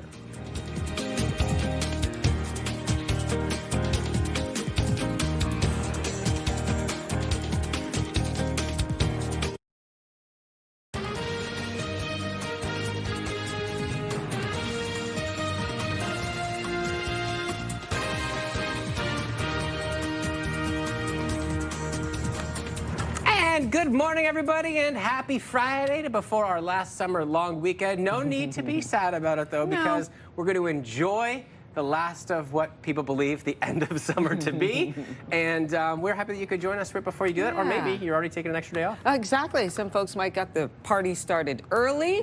Why don't we take a live look through our Centennial Glass Sky Cam? We've got partly cloudy conditions for you. And not a bad start to your day. A little fresh out there, so you might want to grab a jacket. You're wondering what's the temperature like? Let's take a look at our wake-up weather. And we are sitting still at 12 degrees, partly cloudy sky. I've got your full weather forecast coming up, including your long weekend forecast. Now that is coming up in the next few minutes. We are learning disturbing new details about the stabbing of an elderly woman at a West End grocery store earlier this week. A 71-year-old man is facing charges after allegedly stabbing an elderly Jewish woman who was shopping inside. Police now say that the attack was unprovoked. It happened at the Loblaws at College Square in broad daylight Wednesday afternoon. The Center for Israel and Jewish Affairs says the victim is a valued member of the Ottawa Jewish community. The police hate and bias crime unit is involved in the investigation, though it's not yet known if this was a hate-motivated attack. Investigators have confirmed that the victim and suspect were not known to each other prior to this incident, and by all statements that we have so far, there was nothing that would have provoked this. It was entirely unprovoked, as the woman was just going about doing her shopping. The 71-year-old suspect was charged with aggravated assault and possession of a dangerous weapon. Police say the woman is still in hospital recovering. The Loblaws was closed Wednesday, but it has since reopened. Police say it's still not clear if this was a hate-motivated incident, but Ottawa's Jewish community is shaken. The Center for Israel and Jewish Affairs says that it is deeply troubled by the violent, unprovoked stabbing inside the grocery store, noting it houses the city's well-known kosher food section. Ottawa's mayor releasing a statement saying he's deeply saddened by the unprovoked attack, going on to say this reprehensible violence has understandably caused significant distress within Ottawa's Jewish community.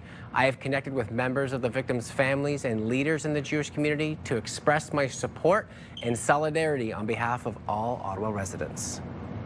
The Ottawa Police Hate and Bias Crimes Unit is investigating after hateful graffiti was found at the Stittsville Muslim Association. Security video provided to CTV News shows a suspect walking up to a storage building on the property before spray painting a wall.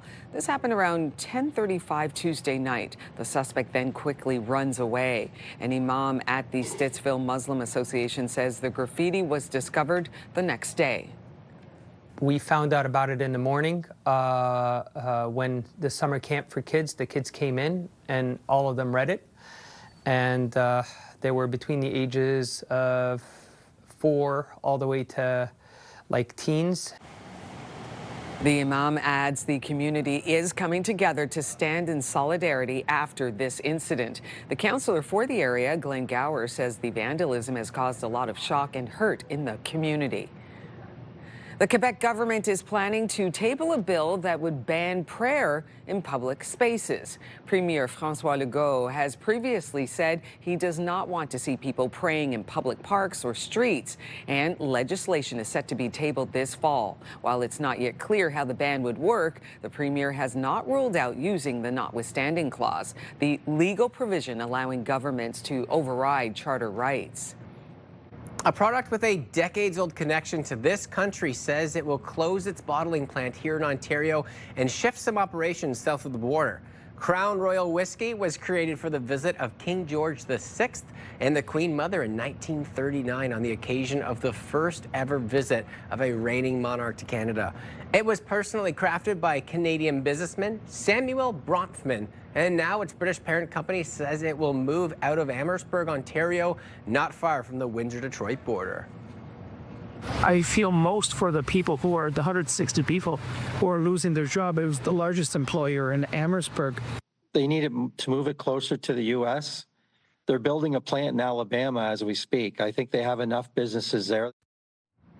The parent company, Diageo, denies that the move is related to Donald Trump's tariff threats and says Crown Royal will continue to be mashed, distilled, blended, and aged in Canada, as it has been since 1939.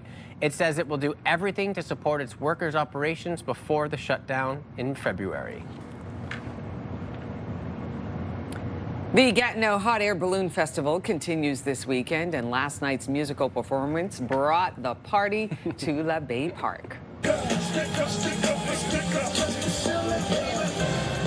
I missed a nostalgia one for me. That is singer and rapper Flo Rida performing last night at the Gatineau Hot Air Balloon Festival. This year's musical lineup also includes Talk on Friday and Alicia Cara on Sunday. I was talking about this early in the show. Just brings me back to those high school party days. Look at him go. Flo Rida. Oh, perfect for a Friday. It is. It's perfect. And one of the last music festivals outside in the summer. I know. That's okay. That's okay. We still have the fall to look forward to as well, because it's absolutely gorgeous in this area around that time of year. Yeah, so. and you like the cozy times. I do. am a massive Halloween fan, so like, good. I'm going to start Halloween as soon as we get into September. I'm with you. I'm with you on that. I'm here for it. I absolutely am. Okay, I'm also here for, you know, a nice cool start to the day where you can maybe layer a bit. And then, well, it could be a little wet into the afternoon, so I will advise to keep the umbrella handy. Chance of showers about 30–40%, and the risk of an afternoon thunderstorm, and we're looking at some rain and sun for the long weekend. Into the afternoon, yeah, we're going to get up to about 19 degrees. That puts us 4 degrees below our seasonal average. Chance of a thunderstorm and a few more showers possible into the afternoon. So just be aware of that. Checking out our regional forecast, you can see there Trenton 22, 17 the forecast high into Bancroft and Pembroke. So you can see there in the valley a little bit cooler. Kittigan-Zibi, and we're expecting 17 for the high. Maniwaki 17 your high, down to a low of 9 degrees with a chance of showers. In fact, throughout the region here, we're looking at a chance of showers throughout the afternoon. Mostly cloudy conditions into Kingston, 19 your high. Cornwall getting up to 19, down to a low of 10 degrees. And the chance of showers will continue into the overnight hours as well. So maybe you want to watch out and hold on to that patio covers. You may not want to remove them altogether, because we may get a few showers into the afternoon and overnight. Look at Montreal. Morning showers and then gradually clearing out. Mostly cloudy conditions into the afternoon and cloudy for us into the overnight hours. 18 your high, down to a low of 12 degrees. So let's check out how things are going to shape up for us. Long range forecast here in Ottawa. Tomorrow, cloudy, showers in the morning, and then only about a 30% chance of afternoon showers. Look at Sunday. It's going to be gorgeous. Sunny sky, a high of 24. Labor Day Monday, fabulous. 26, sunny sky, down to a low of 13. And then it just gets warmer as we look into Tuesday, as we head into the month of September. Sun cloud, 27. And Wednesday, expect a high of 28 degrees. Now we're taking a look at your time saver traffic. And there is a collision to report on the eastbound 417 between Innis and Walkley. The right lane and shoulder are closed, and that is causing some delays in that area. iHeartRadio Weekenders is powered by Barhaven Ford, Ottawa's newest and largest Ford store, and Eastern Ontario's Ford EV leader. Starting today with the Gatineau Hot Air Balloon Festival, which is happening all weekend. It's fun for the whole family. It's not just hot air balloons. There's live music and entertainment, local vendors and food, plus a midway, a vintage car show, and nightly fireworks. Lots more on that list, too. This festival gets better and better every year, and this year is no exception. Next up, you can catch the Carp Farmers Market tomorrow at the Carp Fairgrounds. This one features a little bit of everything, with over 80 local vendors selling things like vintage and collector's items, food, and lots more. It's a great opportunity to support local at one of the final markets of the summer season. And finally today, check out the Ottawa Serbian Festival. This is happening at St. Stephan's Orthodox Church tomorrow and Sunday, and it features a celebration of the Serbian culture with food, entertainment, and arts and crafts. A great way to have fun and learn a lot while you're at it. Admission is free. Lots more happening around Ottawa this weekend. For the full list and all the details, check ctvottawa.ca/weekenders. For the iHeartRadio Weekenders, I'm Tanea Taylor. Have a great one. iHeartRadio Weekenders is powered by Barhaven Ford, Ottawa's newest and largest Ford store, and Eastern Ontario's Ford EV leader. All right, time to check out this week's new movies with Matt Demers, Mr. Hollywood, telling us what's going on. But hold on. What? Before we get into new movies this week, I have to say, he knows his stuff because I'm a horror fanatic. And Weapons I know, yeah. was so good. Like, that's a top tier movie. Absolutely. Like, wow. You can still catch that in theaters. It's a great one. It's called Weapons, but you'll be double checking the locks on your doors after watching it. It is definitely creepy, but I want to give him a shout out because he knows the stuff. Yes. Movies this weekend, especially as we head into the long weekend. Yeah. Someone wants to check out. Some good picks. We're going to start with one called Caught Stealing. I've got to fly back to London. I need you to take care of my cat. I like cats. I like dogs. Hey, is Russ home? Who are you? Ooh, I see that Austin Butler's in this one. I loved this movie. I also really enjoyed Mr. Austin Butler. You're right. This is a crime caper, director Darren Aronofsky. And it's all about, you know, I don't want to get too many spoilers away, but you're following this bartender who used to be a baseball player. And, you know, he may have found himself in the midst of something he shouldn't be part of. There's a cat in here that I really fell in love with. It's weird for me to praise a cat performer, but, you know, great stuff. Zoe Kravitz.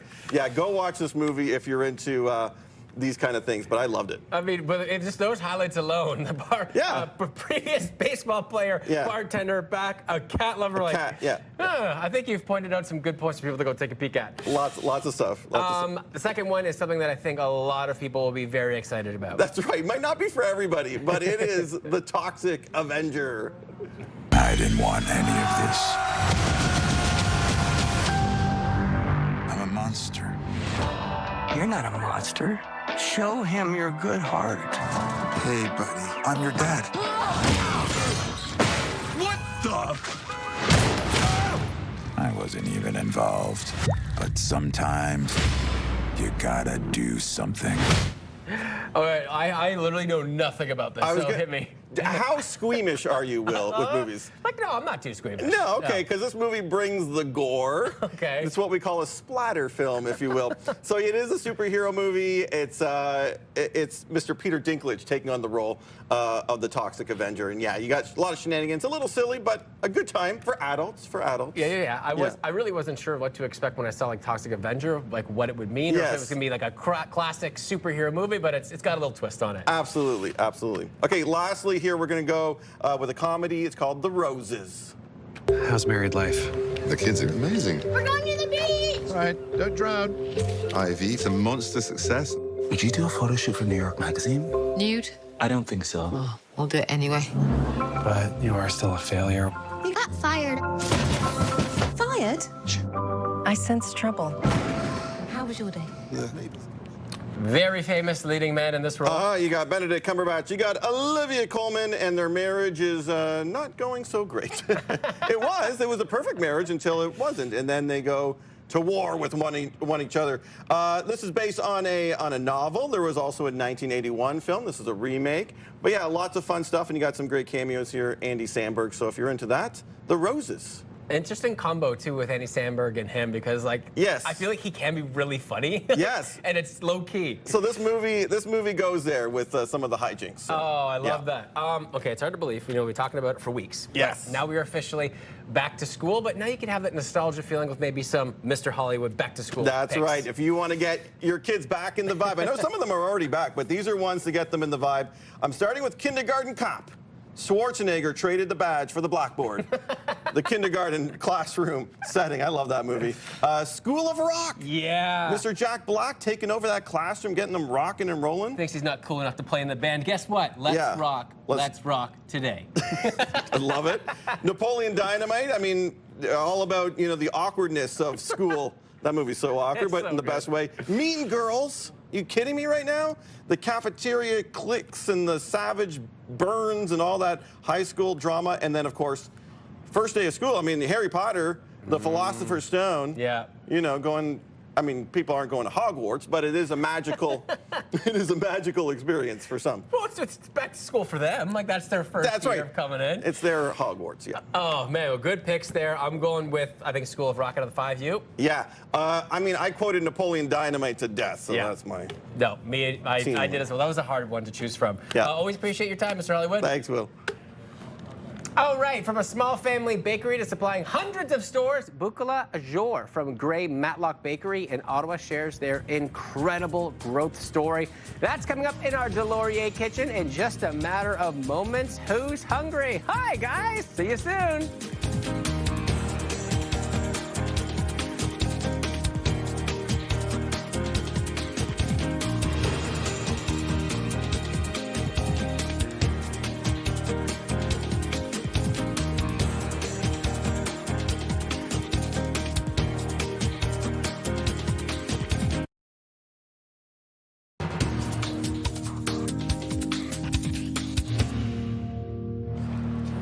Welcome back to CTV Morning Live. Here's a look at your wake-up weather. We've got partly cloudy conditions, and we're sitting at 12 degrees. It's going to be a pretty good-looking morning, but there is a chance we could get a few showers. Gray Matlock Bakery is a family-owned bakery business established in 2018 with a number of locations, including right here in Ottawa. The new wow, they distribute so many of their products to Afro-Caribbean stores and venues. And I've got Bukola Ajor, and we're talking about bread and sandwiches just in time for back to school. What a pleasure to meet you. Same here. It's such a pleasure to meet you. Okay, so tell us about the family business, first off. The family business is all about back home. Yes. We have a way of eating our bread. There's this texture to it. Yes. And there's the smell to it. I'm sure as we go on, you're going to see it. So that's why people of my color really want to have this taste, but not the people of my color anymore, because everybody loves the bread. They just love the bread. That's the thing. And you distribute it to how many different locations? Roughly about 300 or? Yeah, or more. Wow. So it's a boom, it's a big business. Yes, and it's please. all about the bread here. It's all about oh my bread. goodness. And it's a special recipe, and it's coming from where? Where's the base of that restaurant? Nigeria. Fantastic. And there's something about a good slice of bread. You have it in the morning, you've got toast, you've got, what do you do? Yeah. Anytime right? of the day. And it's a lot thicker. It seems a bit thicker. It's thicker. And a bit tastier. Tastier, and it's got this nice aroma. Yeah, I can smell it. You can. I really can. And it's freshly made from the bakery to the store. Okay. Not in the freezer. Aha. And then the bread is made here in Ottawa, and then distributed all around to all these different stores. Yeah. That is really cool. So we need to know that name if we don't know it already. Yeah. Okay. So that's it, Matlock. Yes. Okay. So this is our daily dish, and you know what we do? We do a little bit of, you know, we make a meal, we do a little cooking. So I see you got like a sandwich that you're going to prepare here. Yeah. It is back to school. So what do you got for us here? So I've got salami, I've got turkey, and I've got cheese, margarine, jam, depending on what the child would like. Yeah, for You sure. know, the kids are funny. Today they don't want this, tomorrow they want this. Yes. So you just have to make it fun for them. Yeah, you really Not do. one meal every day. Yeah, okay. And it's easy to make cheese. So I've got, I think yeah, there you go. Look at that. I mean, there's no way your child wouldn't want to eat this. That's it. And then you got the sandwich here. Yeah. Can we see you just with your, like, I just want to see the texture is so, oh wow. Yeah, that's super soft. Lovely. Okay, and then what sandwich would you make in the morning here for kids? Okay, what I'm would you gonna put together? Let me start with my favorite. Okay.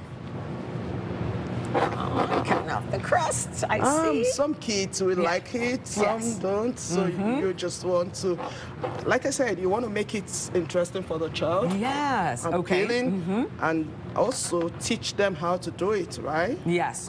So I'm just going to do this for you. And you also distribute the bread to over 50, large supermarket chains, so you can find it there as well. Sure. And it's a Matlock Bakery. I love the fact it's a family-owned business since 2018. Yes. Wow, making the bread. Do you do it pretty early in the morning or overnight? Is that how it is? Early in the morning, yes. as early as 3 a.m. 3 a.m., making that gorgeous bread, and then so boom, you get it in goes the out. store, you get a fresh bread. You get fresh bread. And you can have it for your kids. Yes.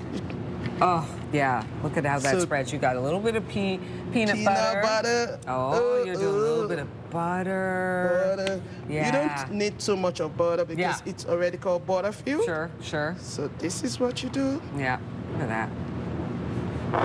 For Jimmy in the morning. In the morning. There you go. Something nice like that in the morning. Yeah. We could do another one. Yeah. And then there's so many different combinations, because I know that some schools, some would say maybe allergy, no peanut butter. yes, They'd say so no peanut butter. So you got to give us another one here. Yes, what else so do you that's have? why I'm going to do this one. Okay, you got the greens. Gorgeous. Yes. Beautiful. And you can make different grilled cheese. Yes. That's what I have here. And the name too, I won't forget the name, Matlock. Matlock, I won't forget that, Matlock Bakery. Yeah, and I see the logo too, you know, with the brown and the burgundy and then the gorgeous bread in there. Matlock Bakery. Look at her. Gorgeous bread. Look at her. Making the bread early in the morning and distributing it all around Ottawa into grocery stores. For the child to see. Oh, so wow. this is a balanced meal. For the child there you go. That's it. Because you got the greens, you got the cheese, you got the meat, you got the bread. Okay, Bukala, this is amazing. Thank you so much for making this for us. Now we're ready for school. We're ready for back to work. Yes. Back to work. Bukala, this is amazing. Once again, Matlock Bakery, Grey Matlock Bakery, distributing these wonderful bread products all over the city. Thank you again, Bukala. Thank you for having me. You're great. If you know of a great restaurant or a chef you think we should feature on the show, let us know. Ottawa.morning@ctv.ca. Will. All right, throughout the rest of the show, we're going to head to the water 2 times. The second time we do, we're having a little bit of extra fun. But the first segment that we did, we talk about responsible boating. Have a look. All right, today throughout the show, we are just hovering around Petrie Island. We are here with Discover Boating and Orleans Boat World. We're going to be highlighting some education on boating safety. And then a little bit later on, you may see it in the distance right now, we're going to have some fun too. Mark joining me, one of the co-owners from Orleans Boat World. You know, it's really great having you on because I think it's so important, especially this time of year, summer months, that everyone understands boat safety and what to expect when you come on the water. Being on the water is not only about going out fishing, relaxing on the water. It's a culture, it's a way of life. I mean, in Canada, there's 10+ million people that have boats or go out on the water during the summer. We have over 2 million lakes that we can, across Canada, utilize. I mean, we're on the Ottawa River today, and the amount of lakes we have in the area, it's phenomenal to be out and enjoying, but you got to make sure that you're doing it in a safe way. Yeah, and we're going to provide some tips for those, maybe if they're a little bit nervous, or just to educate them on boating safety. But first, for those not familiar, what is Discover Boating? Discover Boating is basically part of the NMMA, the National Marine and Manufacturers Association, to promote safe boating, to promote fun on the water, to promote educational services, to go out and make sure you're safe, you're having fun, you're enjoying your day, and it just makes it even better. Yeah, and I'm sure you've noticed here too, we're tipping back and forth. It's called Discover Boating is Discover Bobbing today, a new term that we've come up with just for today. So if you think Mike's doing a wonderful job behind the camera, we're just going up and down due to the waves. Let's have a couple of tips, because we do have some items if you are heading out on the water, some essentials that you need when you're out on the boat. What you want to do is you want to go to Discover Boating website, because whether you're out on a paddle boat, if you're out in a canoe, if you're out in a PWC, a pontoon, or surfing, they all have different requirements. So you want to make sure that you have what is required based on the watercraft you're out on the water with. And a couple of those items, obviously, life jackets. Life jacket are number one. Number one for everybody in every device. You have safety kits, which contain a number of things from whistles to flashlight. Please make sure your flashlight is operational, because that is something they do check for. I'm going to say I have been pulled over where they do check it, and it had the batteries in there. I remember it was one time when I was a little bit younger. I was like, oh, heck, and they check the batteries to make sure. Yeah. Fire extinguisher. So those are all part. There's paddles, a number of other things that, depending what type of motor vehicle you have on the water, you have different requirements. Yeah, you know, it can be such a fun day, night, doesn't matter what you do, but always being prepared just puts peace of mind for everyone out on the boat. A day in the office like this doesn't get any better. That's what I used to call it, a day in the office. It's actually a day in the office for me today. And what you'll see over here, this beautiful Mastercraft boat, we're going to have some fun and we're going to surf a little bit later on coming in the show. So obviously one of my favorite things to do in the summer is get out and surf, which you will see momentarily. But you know, it's perfect timing for that because as we head into our last weekend, or last long weekend of summer, like boating safety is really important being by the water, especially if you have little ones around, and everyone wants to have a good time. So just to make sure you got all the right gear in there because you can get pulled over and you will get a ticket if you don't have your stuff too. That's good. So more to come on that. We did that one, but the next one that we do is we're going to have a little bit of fun. I love that. That is great. All right, we've got more to come on the show. The 417 eastbound at Innis and Walkley still looking at a slowdown there, so you want to be aware of that. You can see emergency crews are on scene, so there is a slowdown. 417 eastbound Innis and Walkley to be aware of. It is 8:30 on your Friday morning. We'll be right back after this. Good morning, Ottawa.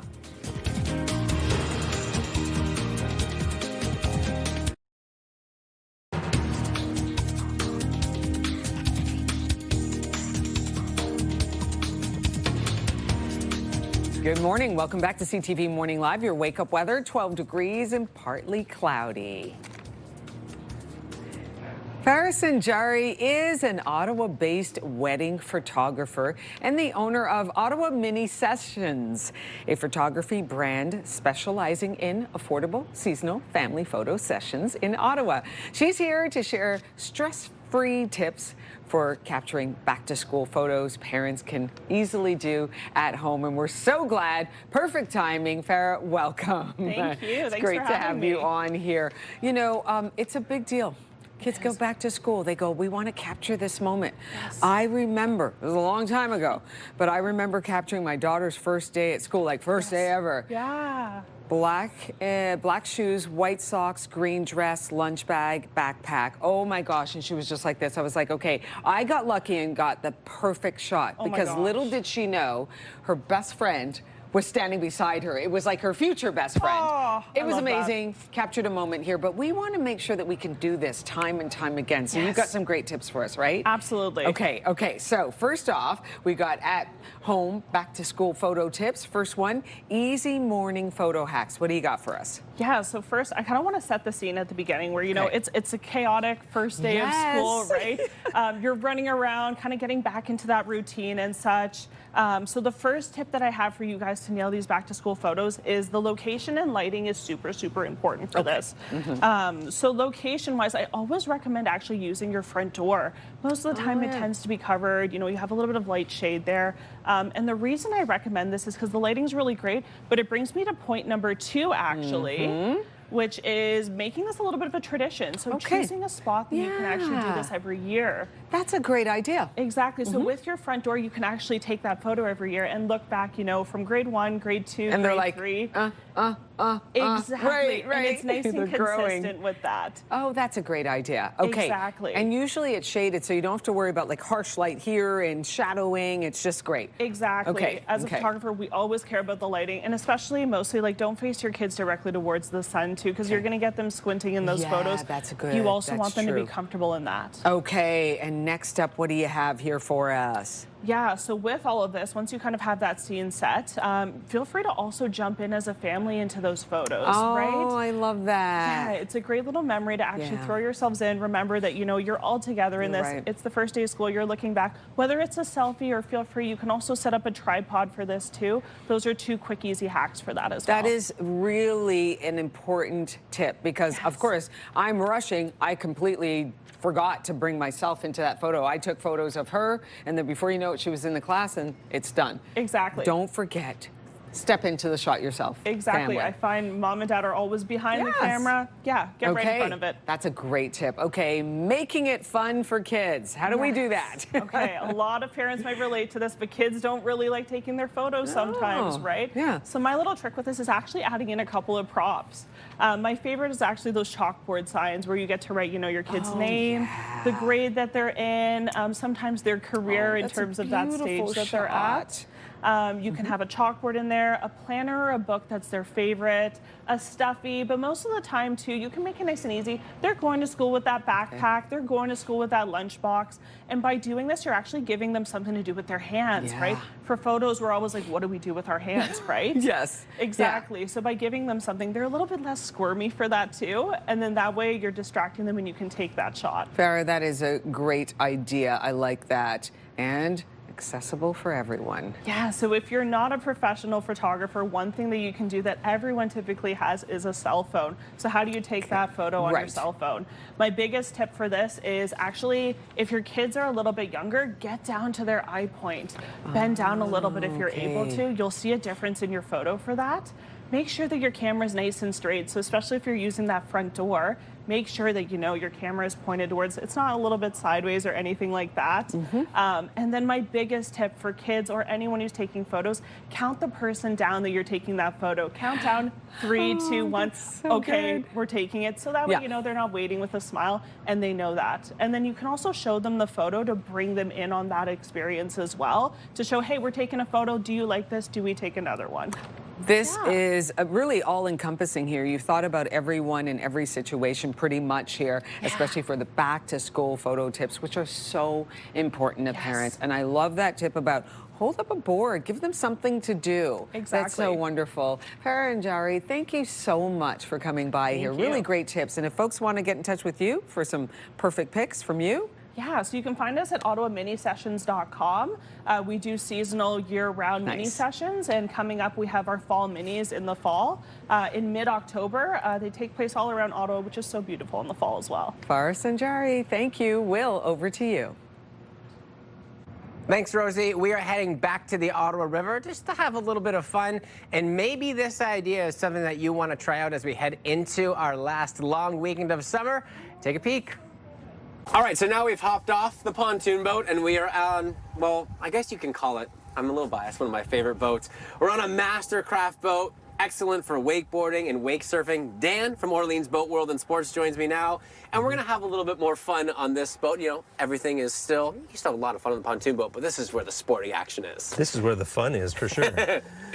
Yeah, so the Mastercraft XT22T, traditional bow, dual screen, and we'll be able to do, you know, of course we can chill, ski, wake, surf, but today we're going to be surfing. Yeah, and these boats have come such a long way from what they used to be. Like the wake surf wave is huge, wakeboarding's awesome, but you can also tone it down a little bit to get your skiing on, and the controls are so cool. You can have all the music and all the wake surf settings kind of set up on that board right there. Exactly, and I'm going to ask you a question. What's your number on the surf? You can pick your profile.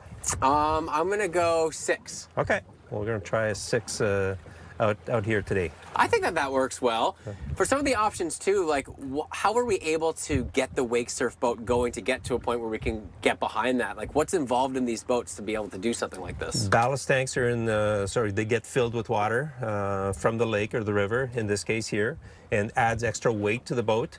And with the different tabs in the back, the actuators will push the boat sideways one way or the other. So that's how you're going to create this nice wake behind. And yeah, we'll see how you go. I think it's really cool too. For years, whether you're wake surfing or wakeboarding, what it has too is tower speakers. Yeah. So then you're able to listen to the music when you're back there. You can still hear them if you want to. Of course. You know, if you need help or something. But it's nice to have the music aspect while you're doing the sports. Exactly. Pick your tunes, and typically the surfer picks his tunes. Well, you know what? That means I got to pick my tunes because I think it's time we tried. What do you think? Sounds great. Let's do it.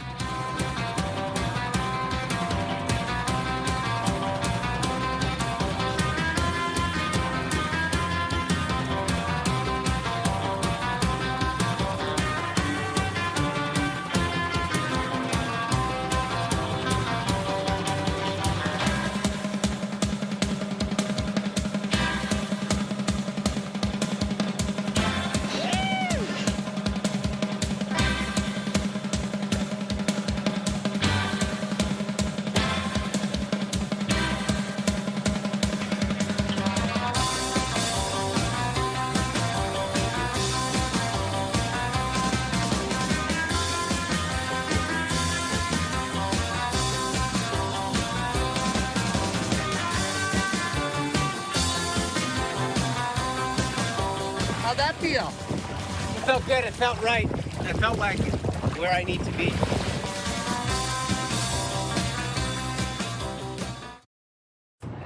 You are so comfortable on the water out there in cottage country. It seems like, yeah, this is just, you get paid to do that? That's know. Awesome, Will. That was amazing. Thank you. It's definitely one of my favorite things to do, and what I'll be doing a lot of this weekend too. Yeah. Just being by the water is just so peaceful. It's just, and it brings me all those happy memories as a kid. I love that 360 spin and then right back under I go. There you go. And that was actually my first time ever being out on the Ottawa River from what I can remember. I know I grew up here, but I think that was my first ever experience on the water. Yeah? Yeah. Man, you killed it. Thank you. Love that. That looked like so much fun. So, well, some folks, you still have the weekend to do a little bit more of that. And hey, if you guys want to go, let me know. Give me some tips. We'll have some fun. There you go. Here's a live look through our Centennial Glass Sky Cam. Partly cloudy sky to start off the day. I believe we're still sitting at about 12 degrees. It's 8:44 on your Friday. We'll be right back. Good morning, Ottawa.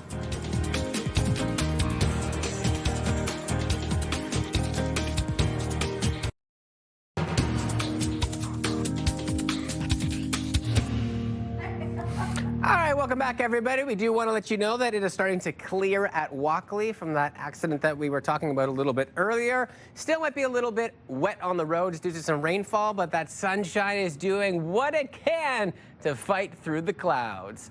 Now let's check out TSN's must-see moment. Hey there, Lindsay Hamilton inside the Sports Center newsroom with your must-see moment from Thursday. We are taking a trip to Flushing Meadows. Yes, some U.S. Open action. Canadian Gabriel Diallo pulling off a tweener before attacking the short ball and hits the forehand winner. My goodness, that is a phenomenal point from the Canadian. Now, he did lose the match in straight sets, but that right there, your must-see moment. Silky smooth. Meanwhile, today on TSN, we've got continuing coverage of the U.S. Open at 10 a.m. Central Time. Leila Annie Fernandez is slated to face #1 seed Aryna Sabalenka in the evening session. So enjoy the tennis. Have a fantastic long weekend. That's all for now from the Sports Center newsroom.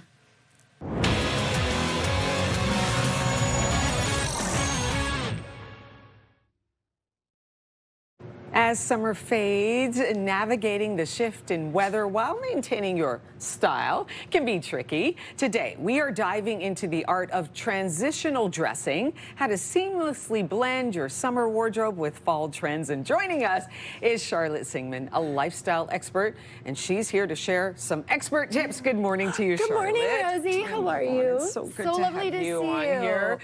Loving this look right here. Thank you. Thank and you. I feel like you are doing exactly what we're about to talk about, That's right. combining summer and fall style here. Exactly. Okay. So summer to fall transitional dressing is all about using what you already have in your closet and then incorporating in some seasonal pieces for the upcoming season. So for fall, maybe even moving into winter, that you can wear now and then continue to carry into those seasonal wardrobes.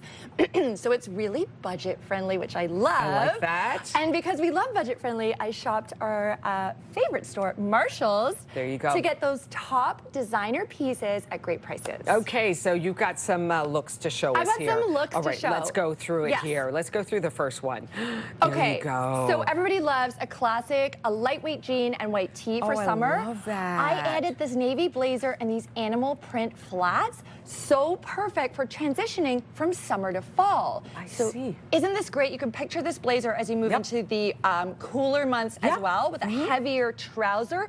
But right now, it's adding that perfect little bit of heavier weight and a darker color tone. That is so well done. Isn't that lovely? So we want to mix in those darker fall palettes with our lighter fabrics that we've been wearing throughout summer. Oh, that looks great. Thank you. Just that jacket alone, boom. Yeah. It shifts the look. Okay, what else do you have for us? Exactly. So next up, I should have a beautiful brown sweater. So here, I've moved into autumnal tones. Again, all from Marshall's. This sweater is really reading fall, but again, I've kept those animal print flats, right? Yeah. So it's kind of like having a capsule wardrobe. We don't need to go out and replace everything. We're working with what we already have. So we're mindful of our bank accounts. Yes. But look how chic this looks. I love the poofy sleeves as well. Me too, Loving that look. I'm here for it. And that sweater you could carry into fall and winter. You could wear that with maybe a plaid skirt, again, a heavier weight trouser, even a more heavy denim pant would be really nice. Okay, and I noticed the fit there. Yes. I'm noticing it's not tight. That's right. It's got a little bit of room. We've got a little bit of room. Okay. I do love something that's a little bit more oversized. So let's take a look at what I've got lined up for you next. I think you're going to really like this. So we've taken this same sweater, but now I've got it with one of these beautiful maxi skirts. I think we all have one of these in our closet from the summer. So this is kind of a staple piece all of us have, and I paired it with a clog, which I love. I love, love, love a clog with a slouchy sock. Very key trend for right now. So already I'm showing you two different options, one sweater, and we carry that sweater into fall, winter. What a great look there. Thank you. Because there you go. You got the summer skirt, and then you're cozy too. That's right. You got the cozy fall. Because it's a little chilly. Even this morning, walking over to the studio, you're noticing that little chill in the air. Yeah. So let's take a look at the next piece that I picked out for you. Okay, so now we've got the same skirt, but we've got a barn jacket in a lighter color. So we're feeling summer in the color palette, but we've got heavier fabric. And look at these shoes. I love those so much, I'm wearing them on set today. You up that look there with those gorgeous shoes. So the shoes, they're a lace shoe with a sling back. Okay. So they're perfect for summer to fall right now. Okay. Bare legs. But then we'll wear them into fall, winter with tights and a heavier dress. Gorgeous. And we've got one more look. Okay, let's check it out. Let's have a look. Let's see. Okay, so you mentioned a little bit more room. This is my favorite jacket for fall. It's an oversized bomber. Again, all these looks from Marshall's, incredible prices, perfect for right now, and with enough room to wear a bulky sweater underneath as the months get colder. Okay, this sign right here, total approval. I'm loving it. Rosie I'm loving it. I'm loving it. And like you say, you're saving a bit of money here because you're not bringing in a whole new wardrobe. You're working with what you already have. Exactly. Sarah, I tell you what, Charlotte, this is so amazing. Charlotte Singman, lifestyle expert, showing us how to blend, meld the summer and the fall, looking gorgeous. Thank you so much. Thank you. Hey, Will, over to you. I'll be asking Charlotte for some advice as we head into fall for me as well. A decision to close many Ontario's beer stores this fall has presented consumers with a unique problem: what to do with the empties. CTV's Heather Wright looks into that for us. Last year, more than 1.6 billion empties were returned to Ontario beer stores, according to the retailer. It's $33 here. But with more than 100 locations either shuttered or slated to close by the end of the year, some fear the program won't survive. Where were those people going to get their money back? You're not going to drive an hour to a beer store. Most provinces have some sort of deposit return program, whether it's through retailers or purpose-built depots. In Ontario, the program has been run by the beer store for decades, a retailer owned by international brewing companies that once had a monopoly on beer sales in the province. The Ford government canceled that contract, allowing for beer and wine to be sold in grocery and convenience stores, paying a $225 million penalty to end it early. There is more points of sale to buy it, but what's going to happen with the recycling and the empties? At this point, it's unclear. According to the province, grocery stores that sell alcohol must begin accepting empties and providing refunds on January 1st. But now some grocers, including Loblaws, Metro, and Sobeys, are rethinking selling booze. Retail settings are not designed to accommodate bulk returns of alcohol containers, the Retail Council of Canada said in a statement. Given the cost and operational complexities of managing alcohol returns, some retailers are reassessing whether it remains viable to continue selling alcohol. The union representing beer store workers expects more closures next year, a hit to recycling efforts and to those who rely on empties to make ends meet. This is really helpful for us. The province says the beer store will continue to operate the deposit and return program until 2031, but with more and more stores like this one closing, it's not clear if consumers will go out of their way to return their empties. Heather Wright, CTV News, Toronto. Okay, we got to take a final look at your forecast. Of course, we're taking a look at the weekend, the long weekend forecast. Today, 19 the high. Keep the umbrella handy. There's a slight chance we'll get a few showers, possible thunderstorm into this afternoon. 19 degrees, that's our high. That puts us about 4 degrees below our seasonal average over the next 3 days. Look at this. Tomorrow, I know, great start to the day, a few showers, but into the afternoon, only about a 30% chance of showers, so it shouldn't rain all day. And then take a look. Focus on Sunday. Come on, right? Well, it's looking gorgeous.